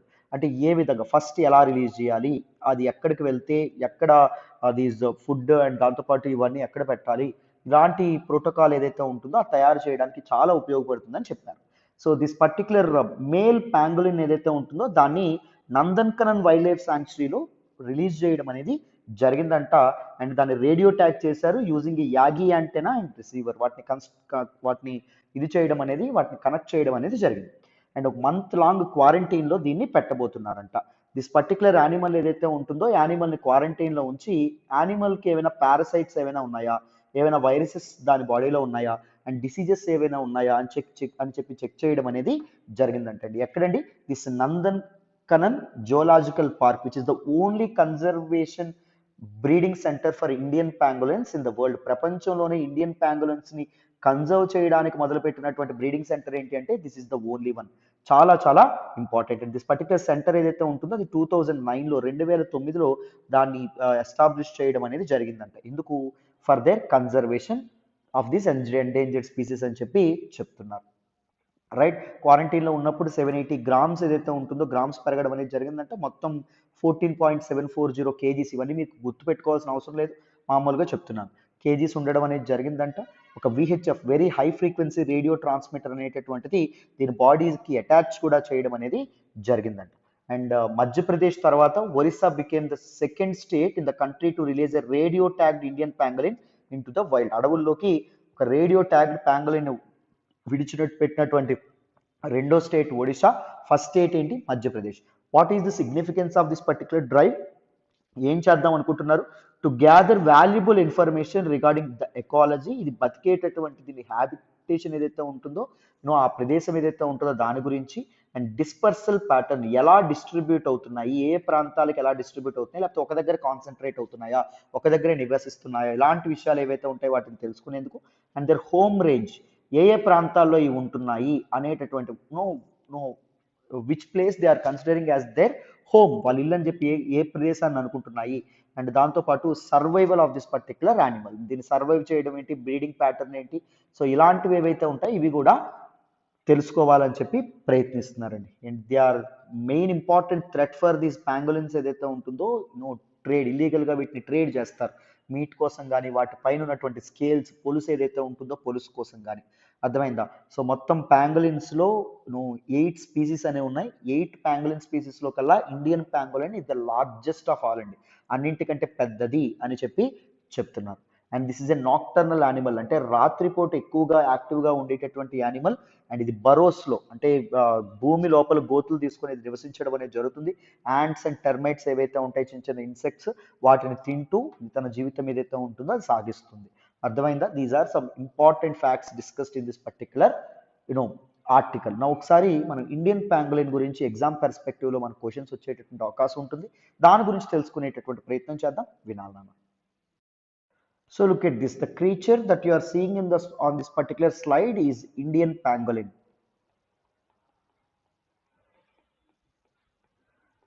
And ఇప్పుడు చెప్పినట్టు Indian pangolin is the largest of all pangolin species. మొత్తం 8 ఉన్నాయి. 8లోకెల్లా ఇదే లార్జెస్ట్ అని చెప్పి చెప్పడం అనేది జరుగుతుంది. అండ్ ఇండియాలో 2 స్పీసీస్ ఆఫ్ ప్యాంగోలిన్స్ మనకు కనిపిస్తాయి. ద ఫస్ట్ వన్ ఏంటి అంటే ఇండియన్ ప్యాంగోలిన్. దాని యొక్క సైంటిఫిక్ నేమ్ ఏంటి అంటే మానిస్ క్రసికాడటా. అండ్ చైనీస్ ప్యాంగోలిన్ కూడా మనకు కనిపించడం అనేది జరుగుతుంది. దాని యొక్క ఇదేంటి అంటే సైంటిఫిక్ నేమ్ మానిస్ పెంటాటైలా. రైట్, ఇవి ఇండియాలో మనకు కనిపించడం అనేది జరుగుతుంది. Indian pangolin is the largest of all 8 ప్యాంగోలిన్స్ అండి. ప్యాంగోలిన్ స్పీసీస్లో కల్లా 8, మొత్తం 11 to 13 రోస్ ఆఫ్ స్కేల్స్. ఈ పొలుసు ఏదైతే ఉంటుందో మొత్తం 11 నుంచి 13 రోస్ అనేవి ఉండడం అనేది జరుగుతుంది అనమాట. అర్థమైంది? Even lower side of its tail, దాని యొక్క తోక కింద లోవర్ సైడ్ ఏదైతే ఉంటుందో అక్కడ కూడా ఈ స్కేల్స్ అనేవి మనం చూడొచ్చు అని చెప్పి చెప్తున్నారు. As for it's habitat is concern, ఇది ఎక్కడ ఎక్కువగా నివసిస్తుంది అంటే Indian pangolin is widely distributed in India except the arid region, high Himalayas and the north east region, high Himalayas and arid region కాకుండా మోస్ట్ పార్ట్ ఆఫ్ ఇండియాలో ఇవి కనిపిస్తాయి. ముఖ్యంగా ఇవి ఇండియాతో పాటు బంగ్లాదేశ్ అండ్ దాంతోపాటు పాకిస్తాన్ అండ్ దాంతోపాటు నేపాల్ అండ్ దాంతోపాటు శ్రీలంక, ఇక్కడ కూడా ఇవి కనిపించడం అనేది జరుగుతుంది. అండ్ చైనీస్ ప్యాంగోలిన్ కూడా హిమాలయన్ ఫుట్ హిల్స్లోను అండ్ దాంతోపాటు Nepal, Bhutan, north India, north east Bangladesh, southern China, ఇక్కడ కూడా కనిపించడం అనేది జరుగుతుంది అంటాము. And what are different threats to this pangolins in India? Hunting, వేటాడడం ఏదైతే ఉంటుందో వేటాడడం ఒకటి కారణం. అండ్ దాంతోపాటు పోచింగ్ అండి ఫర్ లోకల్ కన్జంప్షన్. ముఖ్యంగా ఇది ఒక ఇంపార్టెంట్ ప్రోటీన్ సోర్స్ అని నమ్ముతారు. అండ్ ట్రెడిషనల్ మెడిసిన్ కింద కూడా దీన్ని వాడడం అనేది జరుగుతుంది. సౌత్ ఈస్ట్ ఏషియన్ నేషన్స్ అయినటువంటి చైనా, వియత్నాంలో దీన్ని ఎక్కువగా కన్జ్యూమ్ కూడా చేయడం అనేది జరుగుతుంది అన్నమాట. సో దానికోసం హై రేట్ అనేది ఆ కంట్రీస్లో ఉంటుంది కాబట్టి దీన్ని ఎక్కువగా పోచ్ చేస్తూ ఉండడం అనేది జరుగుతుంది. అండ్ IUCN రెడ్ లిస్ట్లో, international union for conservation of nature red లిస్ట్లో ఇండియన్ ప్యాంగోలిన్ ఏదైతే ఉంటుందో ఇండియన్ ప్యాంగోలిన్ ఎండేంజర్డ్ లిస్ట్లో ఉండడం అనేది జరిగింది. వెరాజ్ చైనీస్ ప్యాంగోలిన్ ఏదైతే ఉంటుందో అది క్రిటికల్లీ ఎండేంజర్డ్ లిస్ట్లో ఉండడం అనేది జరిగింది.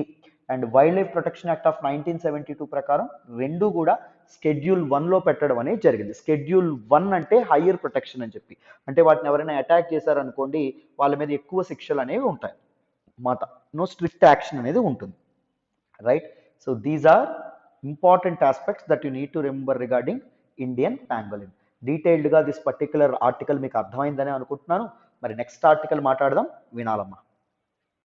ఈరోజు హిందూ అనాలిసిస్లో మనం మాట్లాడుకునే నెక్స్ట్ ఆర్టికల్ చూడండి, AFSPA extended in Nagaland. Very very important article regarding GS paper 3 అండి, సెక్యూరిటీ రిలేటెడ్ ఆర్టికల్. ఆఫ్స్పా అంటే ఏంటి? Arm forces special powers act ఏదైతే ఉంటుందో స్పెషల్ పవర్స్ యాక్ట్. సో ఈ ఆఫ్స్పా గురించి ఎవరికైనా తెలియకపోతే, ఎవరైనా కొత్తగా చూస్తూ ఉంటే ఆఫ్స్పా LTX క్లాసెస్ అని చెప్పి యూట్యూబ్లో సెర్చ్ చేయాలి. మనం డీటెయిల్డ్గా బ్యాక్గ్రౌండ్ నుంచి బేసిక్స్ నుంచి ఆఫ్స్పా గురించి కంప్లీట్గా చెప్పడం అనేది జరిగింది. You will get to know a lot many things and the background of this particular ఆఫ్స్పా. అయితే ఏం జరిగింది, రీసెంట్గా నాగాలాండ్లో ఆర్మ్ ఫోర్సెస్ ఎవరైతే ఉన్నారో వాళ్ళు జరిపినటువంటి కాల్పుల్లో 13 మంది సివిలియన్ సామాన్య ప్రజలు ఎవరైతే ఉన్నారో వాళ్ళు చనిపోయారు. చనిపోయిన తర్వాత దిస్ పర్టికులర్ రిగరస్ యాక్ట్ ఏదైతే ఉంటుందో ఆఫ్స్పా act which guarantees immunities to the arm forces over firing. So arm forces యొక్క అటాక్స్ నుంచి వాళ్ళకి ఇమ్యూనిటీ అనేది ఇస్తుంది. వాళ్ళకి శిక్షార్హులు కాదు, ఎలా అయినా అటాక్ చేయొచ్చు అన్నమాట. Right, law and order arm forces చేతుల్లో ఉంటుంది. ఈ చట్టం ప్రకారం ఏం చేస్తారు, ఒక పర్టికులర్ ఏరియాని యూనియన్ హోమ్ మినిస్ట్రీ డిస్టర్బ్డ్ ఏరియాగా గుర్తిస్తుంది అన్నమాట. ఈ డిస్టర్బ్డ్ ఏరియాలో ఆఫ్స్పా ఏదైతే ఉంటుందో దాన్ని ఇంపోజ్ చేస్తుంది. అక్కడ ఆర్మ్ ఫోర్సెస్ భద్రతా బలగాలు ఎవరైతే ఉన్నారో అక్కడికి వెళ్తారు. అక్కడికి వెళ్ళి ఏం చేస్తారు?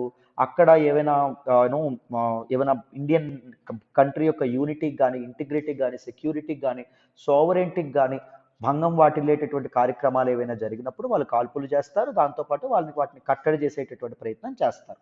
ఎక్కడ ఈ డిస్టర్బ్డ్ ఏరియా ఏదైతే ఉంటుందో ఈ డిస్టర్బ్డ్ ఏరియా. ఈ కాల్పుల నుంచి ఆర్మ్ ఫోర్సెస్ ఎవరైతే ఉన్నారో వాళ్ళకి ఇమ్యూనిటీ ఉంటుంది. అంటే ఎటువంటి జైలు శిక్షలు కానీ లేకపోతే న్యాయ విచారణ కానీ వాళ్ళ మీద జరగదన్నమాట. అర్థమైందా? సో అయితే ఈ యాక్ట్ ఏదైతే ఉంటుందో ఈ యాక్ట్ ఉపయోగించుకొని ఆర్మ్ ఫోర్సెస్ హ్యూమన్ రైట్స్ వైలేషన్స్కి పాల్పడుతున్నారు, ఎక్స్ట్రా జుడిషియల్ కిల్లింగ్స్కి పాల్పడుతున్నారు, అవసరం లేకపోయినా సామాన్య ప్రజలను చంపేస్తున్నారు అని చెప్పి ఆర్మ్ ఫోర్సెస్ స్పెషల్ పవర్స్ యాక్ట్ని రిపీల్ చేయాలి, దీన్ని తీసేయాలని చెప్పి చాలామంది రీసెంట్గా గొడవ చేశారు. మనం హిందూ అనాలిసిస్లో మాట్లాడుకుంటూ వస్తున్నాం. ఈవెన్ నాగాలాండ్ ఏదైతే ఉంటుందో నాగాలాండ్ గవర్నమెంట్ కూడా అదే గొడవ చేసింది. రైట్. సో ఈ రీసెంట్గా ఒక కమిటీని కూడా కాన్స్టిట్యూట్ చేయడం అనేది జరిగింది. అయితే ఇప్పుడు అందరికీ షాక్ ఇస్తూ యూనియన్ హోమ్ మినిస్ట్రీ ఏం చెప్పింది అంటే దిస్ ఆఫ్స్పా యాక్ట్ ఏదైతే ఉంటుందో నాగాలాండ్లో ఇంకొక 6 నెలల పాటు ఎక్స్టెండ్ చేయబోతున్నాము అని చెప్పడం అనేది జరిగింది. The area comprising the whole of the state of Nagaland is in such a disturbed and dangerous condition. చాలా డేంజరస్ భయంకరమైనటువంటి పరిస్థితుల్లో ఉందంట నాగాలాండ్ స్టేట్ మొత్తం.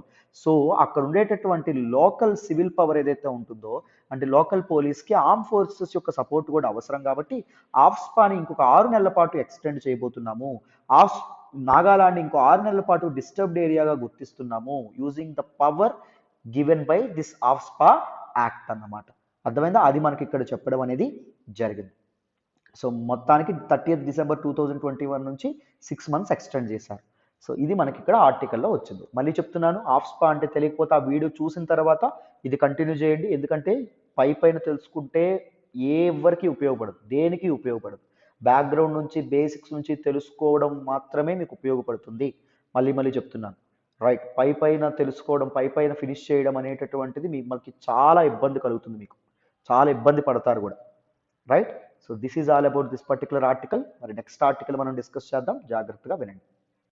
ఈ రోజు హిందూ అనాలిసిస్లో మనం మాట్లాడుకునే నెక్స్ట్ ఆర్టికల్ చూడండి, new scheme to support the marginalised. Very important article regarding GS paper 2 governance related article. చాలా ఇంపార్టెంట్ ఆర్టికల్.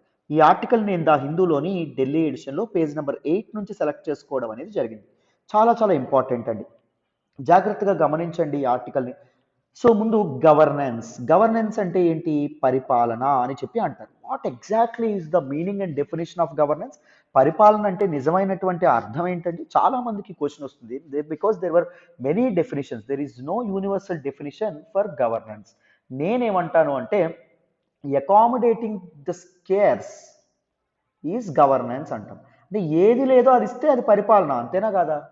ఇప్పుడు హెల్త్ లేదనుకోండి, హెల్త్ సెక్టార్ని బాగు చేసాం అనుకోండి, అది పరిపాలన, అది సుపరిపాలన అవుతుంది, గుడ్ గవర్నెన్స్ అవుతుంది, అవునా కాదా? లేకపోతే ఇప్పుడు ఒక పర్టిక్యులర్ ఊర్లో స్కూల్ లేదనుకోండి, స్కూల్ కట్టించాం అనుకోండి, అది గవర్నెన్స్ అవుతుంది, అంతేనా? సో గవర్నెన్స్ అనేటటువంటిది గుడ్ గవర్నెన్స్గా మారడం చాలా easy, very easy. It is not at all complicated. Right. It is not at all A complex aspect. ఇది మనం అర్థం చేసుకోవాలి. అయితే ఇప్పుడు న్యూస్లోకి ఏమొచ్చింది అంటే ప్రభుత్వము మార్జినలైజ్డ్ పీపుల్ ఎవరైతే ఉంటారో, బడుగు బలహీన వర్గాలు ఎవరైతే ఉంటారో వాళ్ళని ఆదుకోవడానికి తన ఆపన్న హస్తంతో ముందుకు రావడం అనేది జరిగింది. సో వాళ్ళకి లేనిదేదో ప్రభుత్వం ఇస్తుందన్నమాట. అదే కదా గవర్నెన్స్ అని చెప్పాను. చూడండి, ఎ scheme for rehabilitation of persons engaged in begging and for providing support to transgender persons was expected to be launched soon, according to a statement by the Union Social Justice and Empowerment Ministry on Thursday. Central social justice and empower ministry ఒక statement ఇచ్చింది. ఏంటి అంటే మేము ఒక umbrella స్కీమ్ని తీసుకురాబోతున్నాము. అర్థమైందా? ఒక umbrella scheme. It covers, umbrella cover చేస్తుందా? మనల్ని కవర్ చేస్తుంది కదా పైన మనం ఉంటే. సో ఈ అంబ్రెల్లా స్కీమ్ అని ఎందుకు అంటామంటే ఇట్ కవర్స్ డిఫరెంట్ ఆస్పెక్ట్స్. ఒకటవది ఏంటి? రీహాబిలిటేషన్ అంటే పునరావాసం. So begging persons, people involved in begging. So ఈ భిక్షాటన చేసుకునే వాళ్ళు ఎవరైతే ఉన్నారో వాళ్ళకి సరైనటువంటి తిండి ఉండదు, గూడు ఉండదు కదా. సో వాళ్ళకు పునరావాసం అనేది కల్పించబోతున్నాము, ఒక స్కీమ్ లాంచ్ చేస్తున్నాం. అండ్ దాంతోపాటు ట్రాన్స్జెండర్ పర్సన్స్ ఎవరైతే ఉన్నారో వాళ్ళకు కూడా మేము సపోర్ట్ చేయబోతున్నాం. వాళ్ళు కూడా సోషల్లీ ఏలినేటెడ్గా ఉంటారు. గవర్నమెంట్ ఎన్ని సుప్రీంకోర్టు జడ్జిమెంట్స్ ఇస్తున్నా, గవర్నమెంట్ ఎన్ని స్కీమ్స్ వస్తున్నా ఒక ఇంపార్టెంట్ పొజిషన్స్లో మనం ట్రాన్స్జెండర్స్ని చూడలేకపోతున్నాం. ఐటీ కంపెనీస్లో కానీ ఎక్కడైనా ట్రాన్స్జెండర్ని చూస్తున్నారా? చూడడం అనేది కష్టం అవుతుంది. బికాజ్ చాలా మంది ఆఫీస్ ఎన్విరాన్మెంట్ పాడైపోతుందని చెప్పి ట్రాన్స్జెండర్స్ని తీసుకోపోవడం ఇవన్నీ చేస్తారు. బట్ వాళ్ళకి మరి ఎలాగా మరి వాళ్ళు తినడానికి తిండేలాగా వాళ్ళ లివింగ్ అనేది ఎలా చేయాలి మరి? కష్టం కదా. సో అందుకోసం అని చెప్పి గవర్నమెంట్ ఈ రకమైనటువంటి డెసిషన్తో ముందుకు రావడం అనేది జరిగింది. It has formulated an umbrella scheme that is smile. Scheme పేరు ఏంటండి? Smile. Very very important. Support for marginalised individuals for livelihood and enterprise. Livelihood అంటే జీవనాధారం అని చెప్పి మనం అంటాం. రైట్. సో దీనిలో 2 సబ్ స్కీమ్స్ ఉన్నాయి. ఇది అంబ్రెల్లా స్కీమ్. ఒకటవది ఏంటి? రీహాబిలిటేషన్. రెండవది ఏంటన్నా అంటే support to transgender. Rehabilitation to begging people involved in begging, and దాంతోపాటు support to transgender people. Right. అదొకటి చెప్పడం అనేది జరిగింది. ఇంకొకటి ఇది చేశారు చూడండి. The scheme will cover rehabilitation and provision of medical facilities. Medical facilities కూడా ప్రొవైడ్ చేయబోతున్నారంట. Counselling, education, skill development, economic linkages కూడా వాళ్ళు ఏ విధంగా ఉపయోగపడతారు, వాళ్ళ కాళ్ళ మీద వాళ్ళు ఎలా నిలబడతారు అనేటువంటి విధంగా వాళ్ళకి ట్రైన్ కూడా చేస్తారంట. అండ్ దాంతోపాటు నషా ముక్త్ భారత్ అభియాన్ 2020లో లాంచ్ అవ్వడం అనేది జరిగింది. This is an anti drug campaign అండి. దీనిలో భాగంగా the ministry of social justice and empowerment వాళ్ళు they will declare 100 districts as drug sensitised districts. Drug sensitised districts గా వీటిని గుర్తించబోతున్నారంట. For better focus on those areas and conducting anti drug campaigns more there. అర్థమైంది. So ఇది మనకి ఇక్కడ ఆర్టికల్లో రావడం అనేది జరిగింది. Very very important article. This is all about the scheme name SMILE. జాగ్రత్త గుర్తుపెట్టుకోండి. SMILE stands for support for marginalised individuals for livelihood and enterprise. Very very important article. మరి నెక్స్ట్ ఆర్టికల్ మాట్లాడదాం. వినాలన్నా? ఈ రోజు హిందూ అనాలిసిస్లో మనం మాట్లాడుకునే నెక్స్ట్ ఆర్టికల్ చూడండి. Pay GST compensation for 5 more years states. Very very important article regarding GS paper 3 అండి. Economy related article. చాలా చాలా ఇంపార్టెంట్ ఆర్టికల్. ఈ ఆర్టికల్ని నేను ద హిందూలోని ఢిల్లీ ఎడిషన్లో పేజ్ నెంబర్ 9 నుంచి సెలెక్ట్ చేసుకోవడం అనేది జరిగింది. జాగ్రత్తగా వింటే క్లియర్గా ఈ ఆర్టికల్ని కూడా మనం బ్యాక్గ్రౌండ్ నుంచి తెలుసుకునేటటువంటి ప్రయత్నం చేద్దాం. జిఎస్టీ ఏంటి, జిఎస్టీ కంపెన్సేషన్ ఏంటి, ఏం మాట్లాడుతున్నారు అన్నీ మీకు డీటెయిల్డ్గా అర్థమైపోతాయి. ఫోకస్డ్గా వినాలి. కాకపోతే వినండి నాన్న. సో జిఎస్టీ కంపెన్సేషన్ గురించి తెలుసుకునే ముందు ఇండియన్ ట్యాక్సేషన్ సిస్టమ్ గురించి కొన్ని ఇంపార్టెంట్ బేసిక్స్ అనేవి తెలుసుకుందాం. ట్యాక్స్ అంటే ఏంటి? పన్ను. ఈ ట్యాక్స్ ఎవరి మీద వేస్తారు? పీపుల్ మీద వేస్తారు, ప్రజల మీద వేస్తారు. ఎవరు వేస్తారు పీపుల్ మీద ఈ పన్నుని అంటే సెంట్రల్ గవర్నమెంట్, కేంద్ర ప్రభుత్వం వేస్తుంది. స్టేట్ గవర్నమెంట్స్, రాష్ట్ర ప్రభుత్వాలు ఏవైతే ఉన్నాయో వేస్తాయి. అండ్ దాంతోపాటు లోకల్ గవర్నమెంట్స్ ఏవైతే ఉన్నాయో అవి కూడా వేయడం అనేది జరుగుతుంది. Central government, state government and local governments కూడా, కొన్ని మున్సిపాలిటీస్ కూడా పన్నులు వేయడం అనేది జరుగుతుంది కదా, వేయడం అనేది జరుగుతుంది. మరి ప్రజల మీద ఈ పన్నులు వేసేటటువంటి అధికారాన్ని వీళ్ళందరికీ ఎవరిస్తున్నారండి అంటే this governments take the authority directly from the constitution of India it self. భారత రాజ్యాంగమే వీళ్ళకి ఆ అథారిటీ అనేది ఇవ్వడం అనేది జరుగుతుంది. భారత రాజ్యాంగమే వీళ్ళకి ఎంపవర్ చేస్తుంది. ఏంటి? ప్రజల మీద పన్నులు వేయండి. ఇలా వచ్చినటువంటి పన్నులు ఏవైతే ఉన్నాయో, ట్యాక్స్ ఏదైతే ఉంటుందో దాన్ని దేనికోసం వాడతారు అనేటటువంటి విషయం కూడా మనం తెలుసుకోవాలి. ఎందుకోసం వాడతారండి? వెల్ఫేర్ స్కీమ్స్ ఏవైతే ఉన్నాయో వెల్ఫేర్ స్కీమ్స్ కోసం వాడతారు. లా అండ్ ఆర్డర్ ఏదైతే ఉంటుందో అది మెయింటైన్ చేయడానికి వాడతారు. అండ్ దాంతోపాటు ఇప్పుడు ఇన్ఫ్రాస్ట్రక్చర్ ఏదైతే ఉంటుందో పబ్లిక్ ఇన్ఫ్రాస్ట్రక్చర్, ఇప్పుడు రోడ్లు వేయడం కానీ లేకపోతే డ్యాములు కట్టించడం కానీ ఇవన్నీ చేయడానికి కూడా వాడడం అనేది జరుగుతుంది. రైట్. పోలీస్ వ్యవస్థ కానీ లేకపోతే గవర్నమెంట్ ఎంప్లాయీస్ ఎవరైతే ఉన్నారో వాళ్ళకి రెవెన్యూస్ చెల్లించడానికి, వాళ్ళకి శాలరీస్ ఇవ్వడానికి, ప్రజల కోసమే కదా వాళ్ళు పనిచేస్తారు. అందుకోసం ఈ పన్నులు ఏవైతే ఉన్నాయో పన్నులు విధిస్తారు. పన్నులు వాడడం అనేది జరుగుతుంది. సారీ. అయితే ఇండియన్ ట్యాక్సేషన్ సిస్టమ్ని మనం బ్రాడ్గా డివైడ్ చేస్తే 2 టైప్స్గా డివైడ్ చేయొచ్చు. ఒకటి ఏంటి? డైరెక్ట్ ట్యాక్సెస్ అని చెప్పి అనడం అనేది జరుగుతుంది. రెండవది ఏంటి? ఇండైరెక్ట్ ట్యాక్సెస్ అని చెప్పి అనడం అనేది జరుగుతుంది. ప్రత్యక్ష పన్నులు అంటాము, పరోక్ష పన్నులు అంటాం. Direct taxes are very easy to understand. మీ అందరికీ తెలుసు. మీ ఇన్కమ్, మీ ఆదాయం మీద వేసేటటువంటి పన్ను డైరెక్ట్ ట్యాక్స్ అవుతుంది. లేకపోతే మీ ఆస్తి, మీ అసెట్స్ ఏవైతే ఉన్నాయో వాటి మీద, మీ ప్రాపర్టీ మీద ప్రాపర్టీ ట్యాక్స్ వేస్తారా, అండ్ దాంతోపాటు ఇళ్ల మీద ట్యాక్స్ వేస్తారా. వీటన్నింటి మీద డైరెక్ట్గా ప్రత్యక్షంగా వేసేటటువంటి పన్నుని డైరెక్ట్ ట్యాక్సెస్ అంటాం. మరి what are these indirect taxes? Indirect taxes అంటే అర్థం ఏంటి? పరోక్ష పన్నులు అంటే అర్థం ఏంటి? ఇవి మీ కన్జంప్షన్ మీద వేస్తారు. మనం వేటిని సార్ కన్జ్యూమ్ చేసుకుంటాము? మనం గూడ్స్ని కన్జ్యూమ్ చేసుకుంటాం, వస్తువుల్ని కన్జ్యూమ్ చేసుకుంటామా? సబ్బుల్ని కొనుక్కుంటాం, ఫోన్లను కొనుక్కుంటాం, షాంపూల్ని కొనుక్కుంటాం, రైట్? సో ఐప్యాడ్లు కొనుక్కుంటాం, అన్ని కొనుక్కుంటాం. అండ్ సర్వీసెస్ మీద కూడా వేయడం అనేది జరుగుతుంది, సేవల మీద కూడా వేయడం అనేది జరుగుతుంది. నేను ఇప్పుడు మీకు ఏమి ఇస్తున్నాను? టీచింగ్ సర్వీసెస్ అనేవి ఇస్తున్నాం కదా. సో ఇప్పుడు మీరు మన ఇన్స్టిట్యూట్లో జాయిన్ అయితే మీకు జిఎస్టీ పడుతుందా పడదా? పడుతుంది కదా. సో అంటే బయటకు ఉండకపోయినప్పటికీ మన ఫీజులో అది ఇంక్లూడ్ అయ్యి ఉండడం అనేది జరుగుతుంది కదా. ఎందుకు అంటే మేము సర్వీసెస్ అందిస్తున్నాం కాబట్టి, సర్వీసెస్ మేము ఇస్తున్నందుకు సర్వీసెస్ ఇక్కడ ట్రాన్సాక్ట్ అవుతున్నాయి కాబట్టి దానికోసం మనం పే చేయాలి. ఎవరికి? ప్రభుత్వానికి పన్ను పే చేయాలి. అయితే గుర్తుపెట్టుకోండి, ఈ ఇండైరెక్ట్ ట్యాక్సెస్ ఏవైతే ఉన్నాయో, ఒకప్పుడు ఇండైరెక్ట్ ట్యాక్సెస్ని బోత్ సెంట్రల్ గవర్నమెంట్ అండ్ దాంతోపాటు స్టేట్ గవర్నమెంట్స్ కూడా వేసేవండి. Central government and state governments కూడా వేయడం అనేది జరిగింది. స్టేట్ గవర్నమెంట్స్ ఎక్కువగా డ్యూటీస్, దాంతోపాటు వ్యాట్ వేసేది, సర్వీస్ ట్యాక్స్ వేసేవి. ఇలా మొత్తం ఇండైరెక్ట్ ట్యాక్స్ 2017కి ముందు ఎన్ని ఉన్నాయంటే 15+ ఉన్నాయి, 15కు పైగా ఉన్నాయి. One nation one taxation system కింద మన సెంట్రల్ గవర్నమెంట్ ఏం చేసింది? ఈ 15 ఇండైరెక్ట్ ట్యాక్సెస్ని కలిపి ఒక ట్యాక్స్ కింద మార్చింది. దాన్ని GST, goods and services tax అని చెప్పి అంటాం. ఈ జిఎస్టీ రెజీమ్ ఏదైతే ఉంటుందో, జిఎస్టీ సిస్టమ్ ఏదైతే ఉంటుందో, దాన్ని ఎప్పుడు ఇన్స్ట్రడ్యూస్ చేశారండి? 101st కాన్స్టిట్యూషనల్ అమెండ్మెంట్ యాక్ట్ 2016, 2016లో తెచ్చినటువంటి యాక్ట్ ద్వారా దీన్ని పర్టికులర్ సిస్టమ్ ఇంట్రడ్యూస్ చేయడం అనేది జరిగింది. ఈ పర్టికులర్ సిస్టమ్ ఇంట్రడ్యూస్ చేయడం ద్వారా 15+ ట్యాక్సెస్ ఏవైతే ఉన్నాయి, గూడ్స్ అండ్ సర్వీసెస్ మీద వేసేటటువంటి ట్యాక్సెస్, వాటిని ఒక సింగిల్ ట్యాక్స్ గా మార్చడం అనేది జరిగింది. GST, since indirect taxes are levied on the consumption, this GST is also levied on the consumption. మనం ఉపయోగించేటటువంటి వస్తువుల మీద అండ్ సేవలు ఏవైతే ఉంటాయో వాటి మీద విధించేటటువంటి పన్నే this particular goods and services tax అని చెప్పి మనం అనడం అనేది జరుగుతుంది. దీన్ని మీరు జాగ్రత్తగా గుర్తుపెట్టుకోవాలి. అండ్ జిఎస్టీ గురించి ఇంకొన్ని బేసిక్స్ అనేవి తెలుసుకుందాం. The tax structure of GST. GST యొక్క ట్యాక్స్ స్ట్రక్చర్ అనేటటువంటిది ఎలా ఉంటుంది అంటే మీ అందరికీ తెలుసు. ఒకటి సెంట్రల్ జిఎస్టీ, రెండవది ఏంటి? స్టేట్ జిఎస్టీ, మూడవది ఏంటండి? Integrated GST. CGST, SGST, IGST అని చెప్పి అనడం అనేది జరుగుతుంది. అర్థమైందా? గుర్తుపెట్టుకోండి. Central GST and state GST ఏదైతే ఉంటుందో అది దేనిలో పడ్డం అనేది జరుగుతుంది? Intra state movement of goods ఏదైతే ఉంటుందో దానిలో ఇవి పడతాయి. ఐజిఎస్టీ దేని మీద పడుతుంది?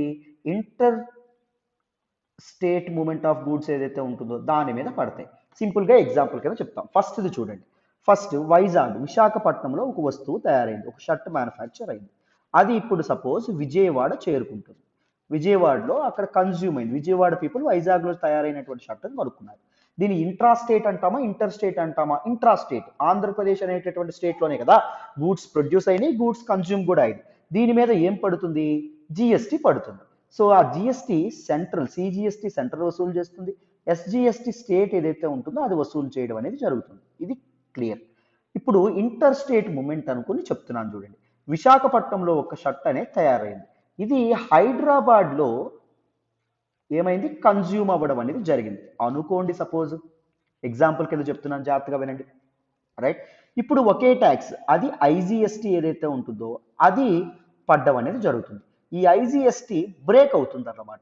అంటే ఒకటి, ఈ ఐజిఎస్టీలో సగం, ఇప్పుడు సపోజ్ 30 రూపాయలు వసూలు చేశారనుకోండి ఐజిఎస్టీ కింద, 15 రూపాయలు సెంటర్కి వెళ్ళడం అనేది జరుగుతుంది, కేంద్ర ప్రభుత్వానికి.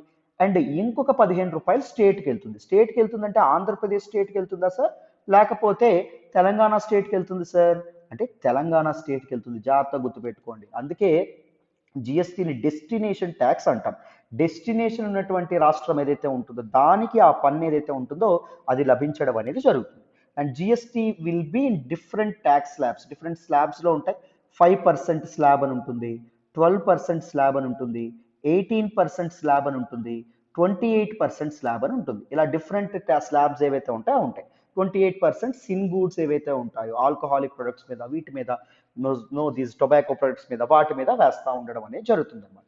ఎక్కువగా సర్వీసెస్ మీద 18% ట్యాక్స్ అనేది విధిస్తూ ఉంటారనమాట. సో గవర్నమెంట్ టైమ్లీ ఇది అప్డేట్ చేస్తూ ఉండడం అనేది జరుగుతుంది. ఈ ట్యాక్స్ స్లాబ్స్ ఏవైతే ఉన్నాయి ట్యాక్స్ స్లాబ్స్. రీసెంట్గా టెక్స్టైల్ ఇండస్ట్రీ ఏదైతే ఉంటుందో అది 5% నుంచి దాన్ని ఏకంగా 12%కి పెంచుతూ ఉండడం అనేది జరుగుతుంది. ఏంటి ట్యాక్స్ స్లాబ్కి పెంచుతున్నారు. అంటే మనకి ఇప్పుడు బట్టలు ఏమవుతున్నాయి ఖరీదు కాబోతున్నాయి. మనం బట్టలు కొనుక్కోవాలంటే కాస్త ఎక్కువ డబ్బులు పెట్టాల్సినటువంటి అవసరం ఉంటుంది. ఎప్పటి నుంచి ఎఫెక్టివ్ ఫ్రమ్ January 1, 2022 అన్నమాట. అర్థమైందా? సో ఇది మీరు జాగ్రత్తగా గుర్తుపెట్టుకోవాలి. ఇప్పుడు ఇంకొక కాన్సెప్ట్ జిఎస్టీ అంటే మీకు అర్థమైంది. ఇప్పుడు జిఎస్టీ కంపెన్సేషన్ అంటే ఏంటో తెలుసుకుందాం. GST compensation and GST compensation cess ఏంటో అర్థం చేసుకుందాం, జాగ్రత్తగా వినండి. సో జిఎస్టీ రెజీమ్ ఏదైతే ఉంటుందో దాన్ని ఎప్పుడు తీసుకొచ్చారు? 2017లో తీసుకొచ్చారు.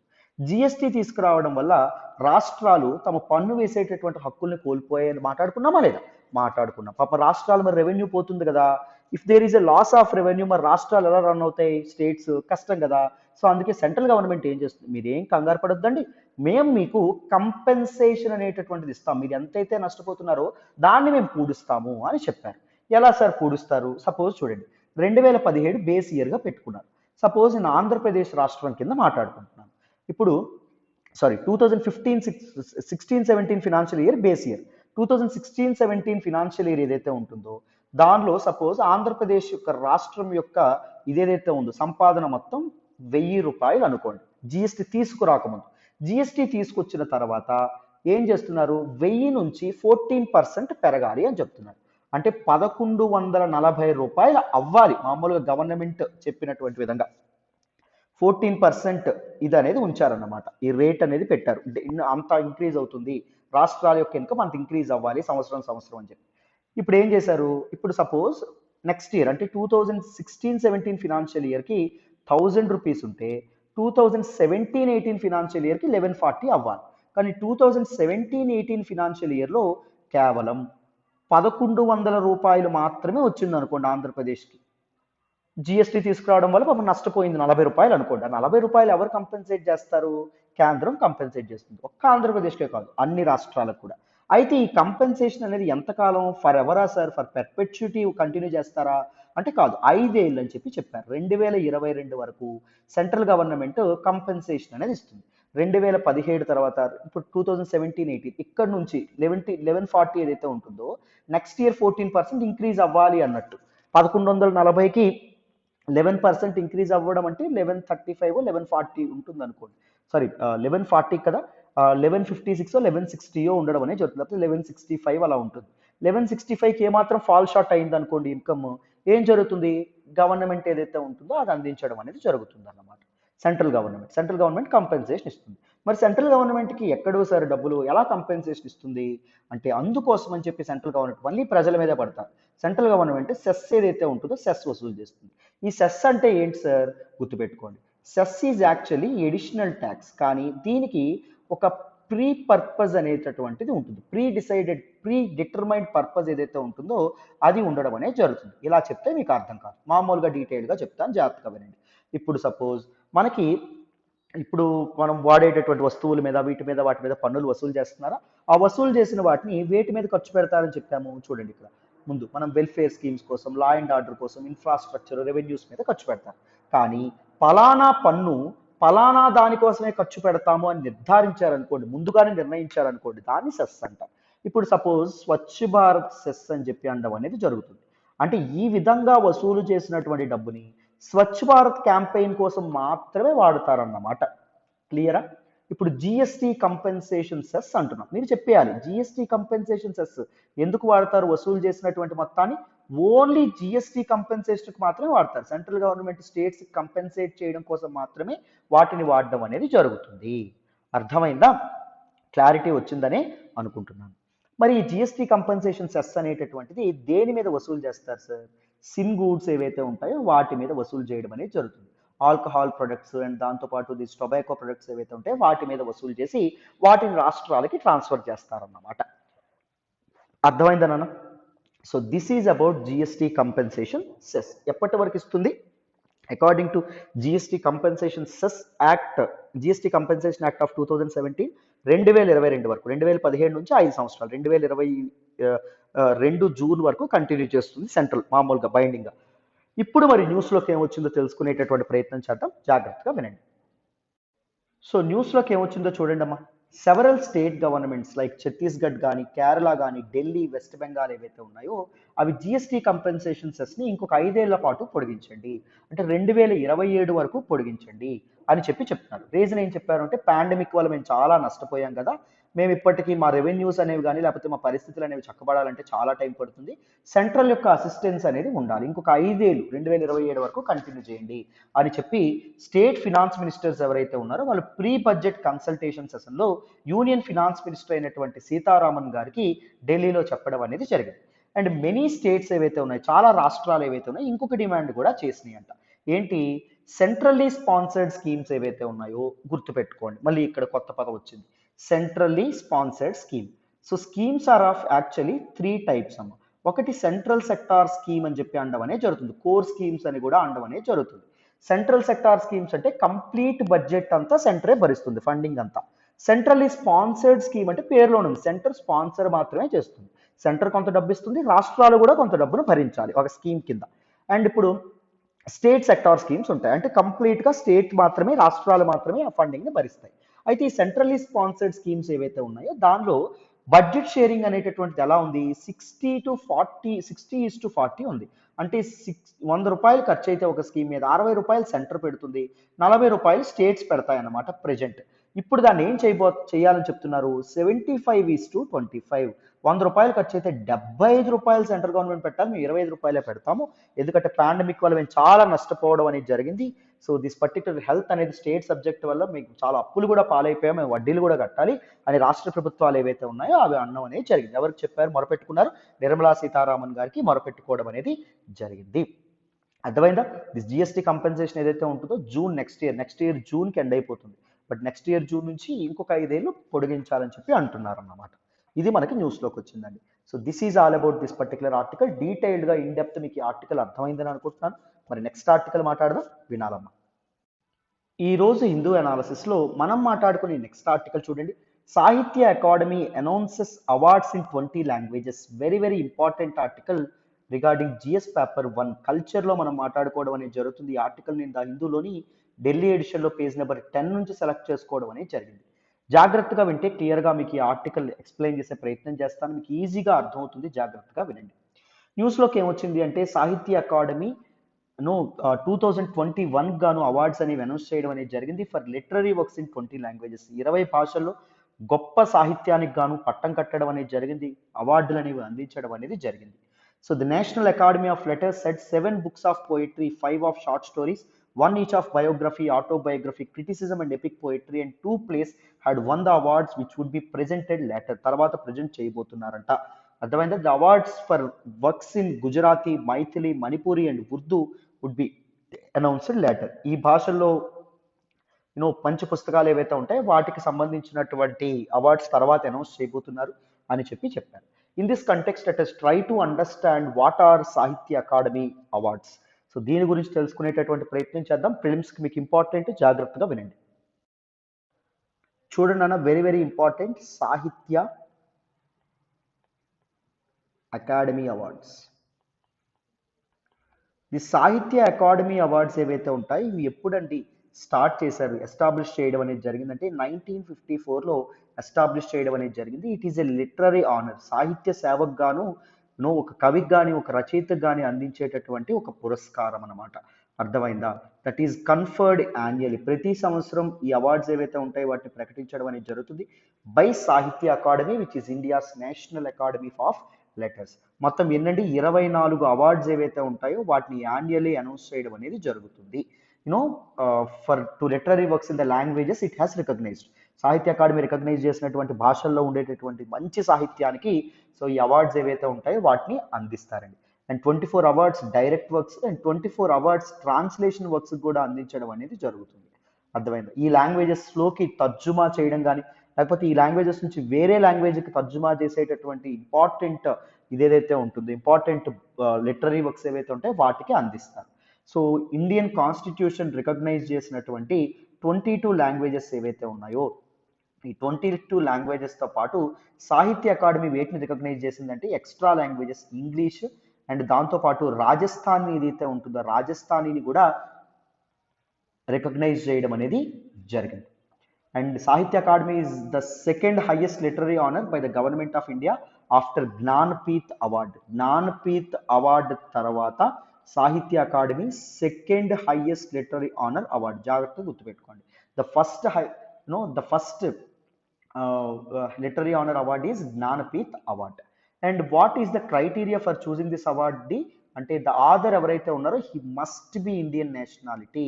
ఆథర్ తప్పకుండా భారతీయుడై ఉండాలి.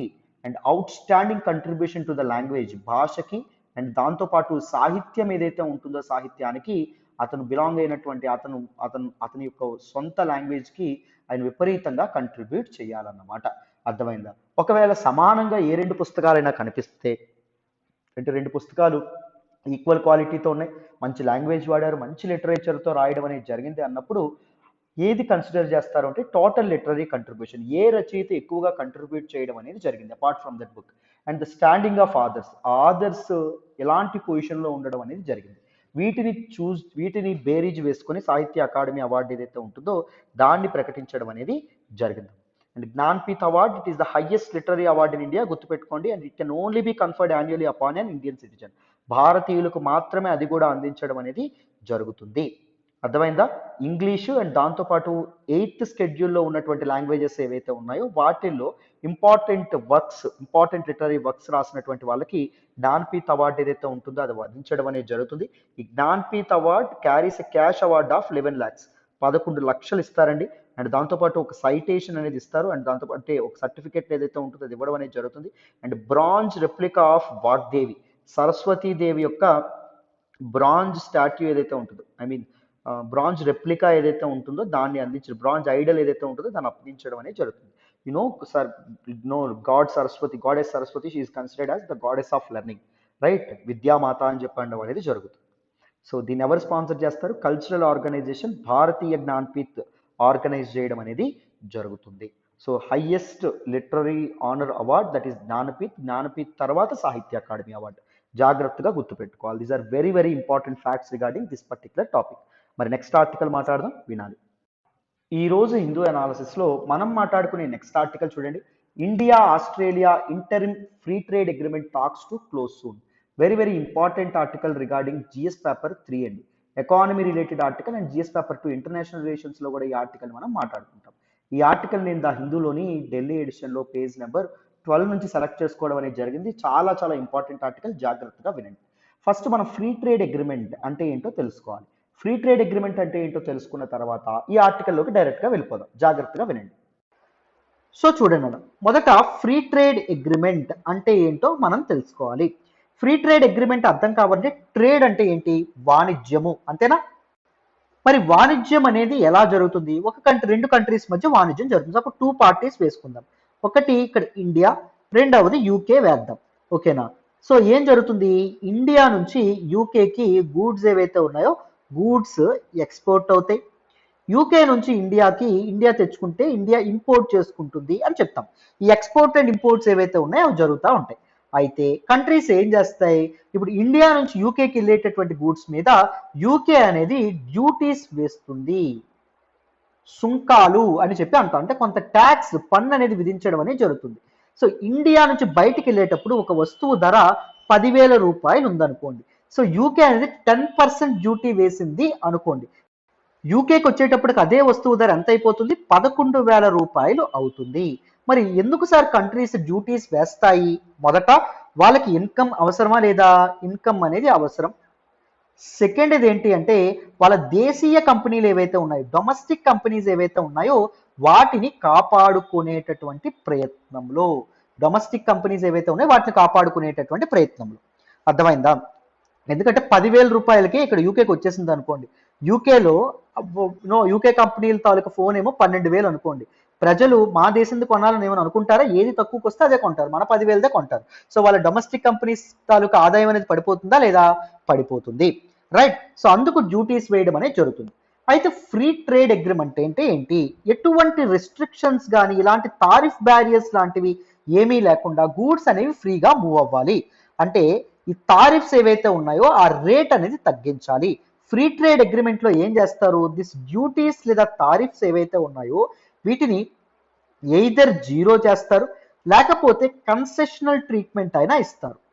డ్యూటీస్లో కొంత తగ్గిస్తారు. అన్ని కంట్రీస్ నుంచి వచ్చేటటువంటి వస్తువుల మీద యూకే అనేది డ్యూటీ 10% వేసింది అనుకోండి. ఒకవేళ ఇండియాకి యూకేకి మధ్య ఫ్రీ ట్రేడ్ అగ్రిమెంట్ జరిగింది అనుకోండి, 0 చేసేయచ్చు, 10% కూడా వేయకపోవచ్చు.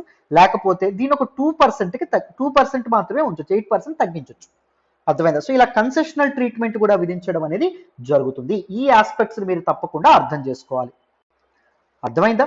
సో సింపుల్ గా free trade agreement is an agreement between two nations that facilitate free movement of goods between two countries అండి. The facilitate no concessional tariff rate or zero tariff rate for goods that are being exported and imported between two countries. అర్థమైందా? So ఆ విధంగా మీరు అర్థం చేసుకోవచ్చు. Free trade agreement అంటే అర్థమైంది. మరి ఫ్రీ ట్రేడ్ అగ్రిమెంట్ ఒకేసారి సైన్ చేసేస్తారా అంటే సైన్ చేయరు. ఫ్రీ ట్రేడ్ అగ్రిమెంట్ యొక్క జర్నీ మీరు తెలుసుకోవాలి. ఫస్ట్ ఏం జరుగుతుంది ఫ్రీ ట్రేడ్ అగ్రిమెంట్లో? తప్పకుండా డైలాగ్, చర్చలు ఏవైతే ఉన్నాయో చర్చలు జరుగుతాయి. చర్చలు జరిగిన తర్వాత when these two nations convinced that both countries మధ్య ఫ్రీ ట్రేడ్ అగ్రిమెంట్ సైన్ అవ్వడం వల్ల రెండు కంట్రీస్కి ఎటువంటి ఇబ్బంది లేదని చెప్పి వాళ్ళు అనుకుంటే they sign an early harvest agreement. Free trade agreement కంటే ముందు ఒక ఎర్లీ హార్వెస్ట్ అగ్రిమెంట్ ఏదైతే ఉంటుందో ఇది సైన్ చేస్తారండి. ఎర్లీ హార్వెస్ట్ అగ్రిమెంట్ అంటే ఏంటి? It acts as a ప్రిడిసర్ to free trade agreement. అంటే ఇక్కడ మొత్తం అన్ని గూడ్స్ మీద తారిఫ్ 0 చేయడం, లేకపోతే తారిఫ్ అనేది తగ్గించడం, డ్యూటీ అనేది తగ్గించడం కాకుండా ఓన్లీ సమ్ గూడ్స్ ఏవైతే ఉన్నాయి, కొన్ని వస్తువుల మీద మాత్రమే 0 తారిఫ్ లేదా నో తారిఫ్ అనేది కన్సెషనల్ తారిఫ్ అనేది వేయడం అనేది జరుగుతుంది. సో ఫ్రీ ట్రేడ్ అగ్రిమెంట్ వల్ల వాళ్ళకి ఒకవేళ రేపు పొద్దున ఫ్రీ ట్రేడ్ అగ్రిమెంట్ చేసుకున్నా ఎటువంటి ఇంప్లికేషన్స్ వాళ్ళ ఎకానమీ మీద పడవు అని వాళ్ళు అనుకున్న తర్వాతే ఎర్లీ హార్వెస్ట్ అగ్రిమెంట్ ని వాళ్ళు దేని కింద అప్గ్రేడ్ చేస్తారు? ఫ్రీ ట్రేడ్ అగ్రిమెంట్ కింద వాళ్ళు అప్గ్రేడ్ చేయడం అనేది జరుగుతుంది. అర్థమైందనన్నా? సింపుల్ గా ఎర్లీ హార్వెస్ట్ అగ్రిమెంట్ ఏంటి? They are used to reduce tariffs on the trade of certain items between two nations or trading blocs prior to the conclusion of a free trade agreement. Free trade agreement conclude చేయక ముందు, free trade agreement sign అవ్వక ముందు stage లో sign అయ్యేటటువంటి agreement ఏంటంటే early harvest agreement. జాగ్రత్తగా గుర్తు పెట్టుకోవాలి. And early harvest plan acts as a ప్రిడిసర్ to a free trade agreement. Free trade agreement ముందు అది సైన్ చేయడం అనేది జరుగుతుంది బిట్వీన్ టూ నేషన్స్. అర్థమైందా? రైట్.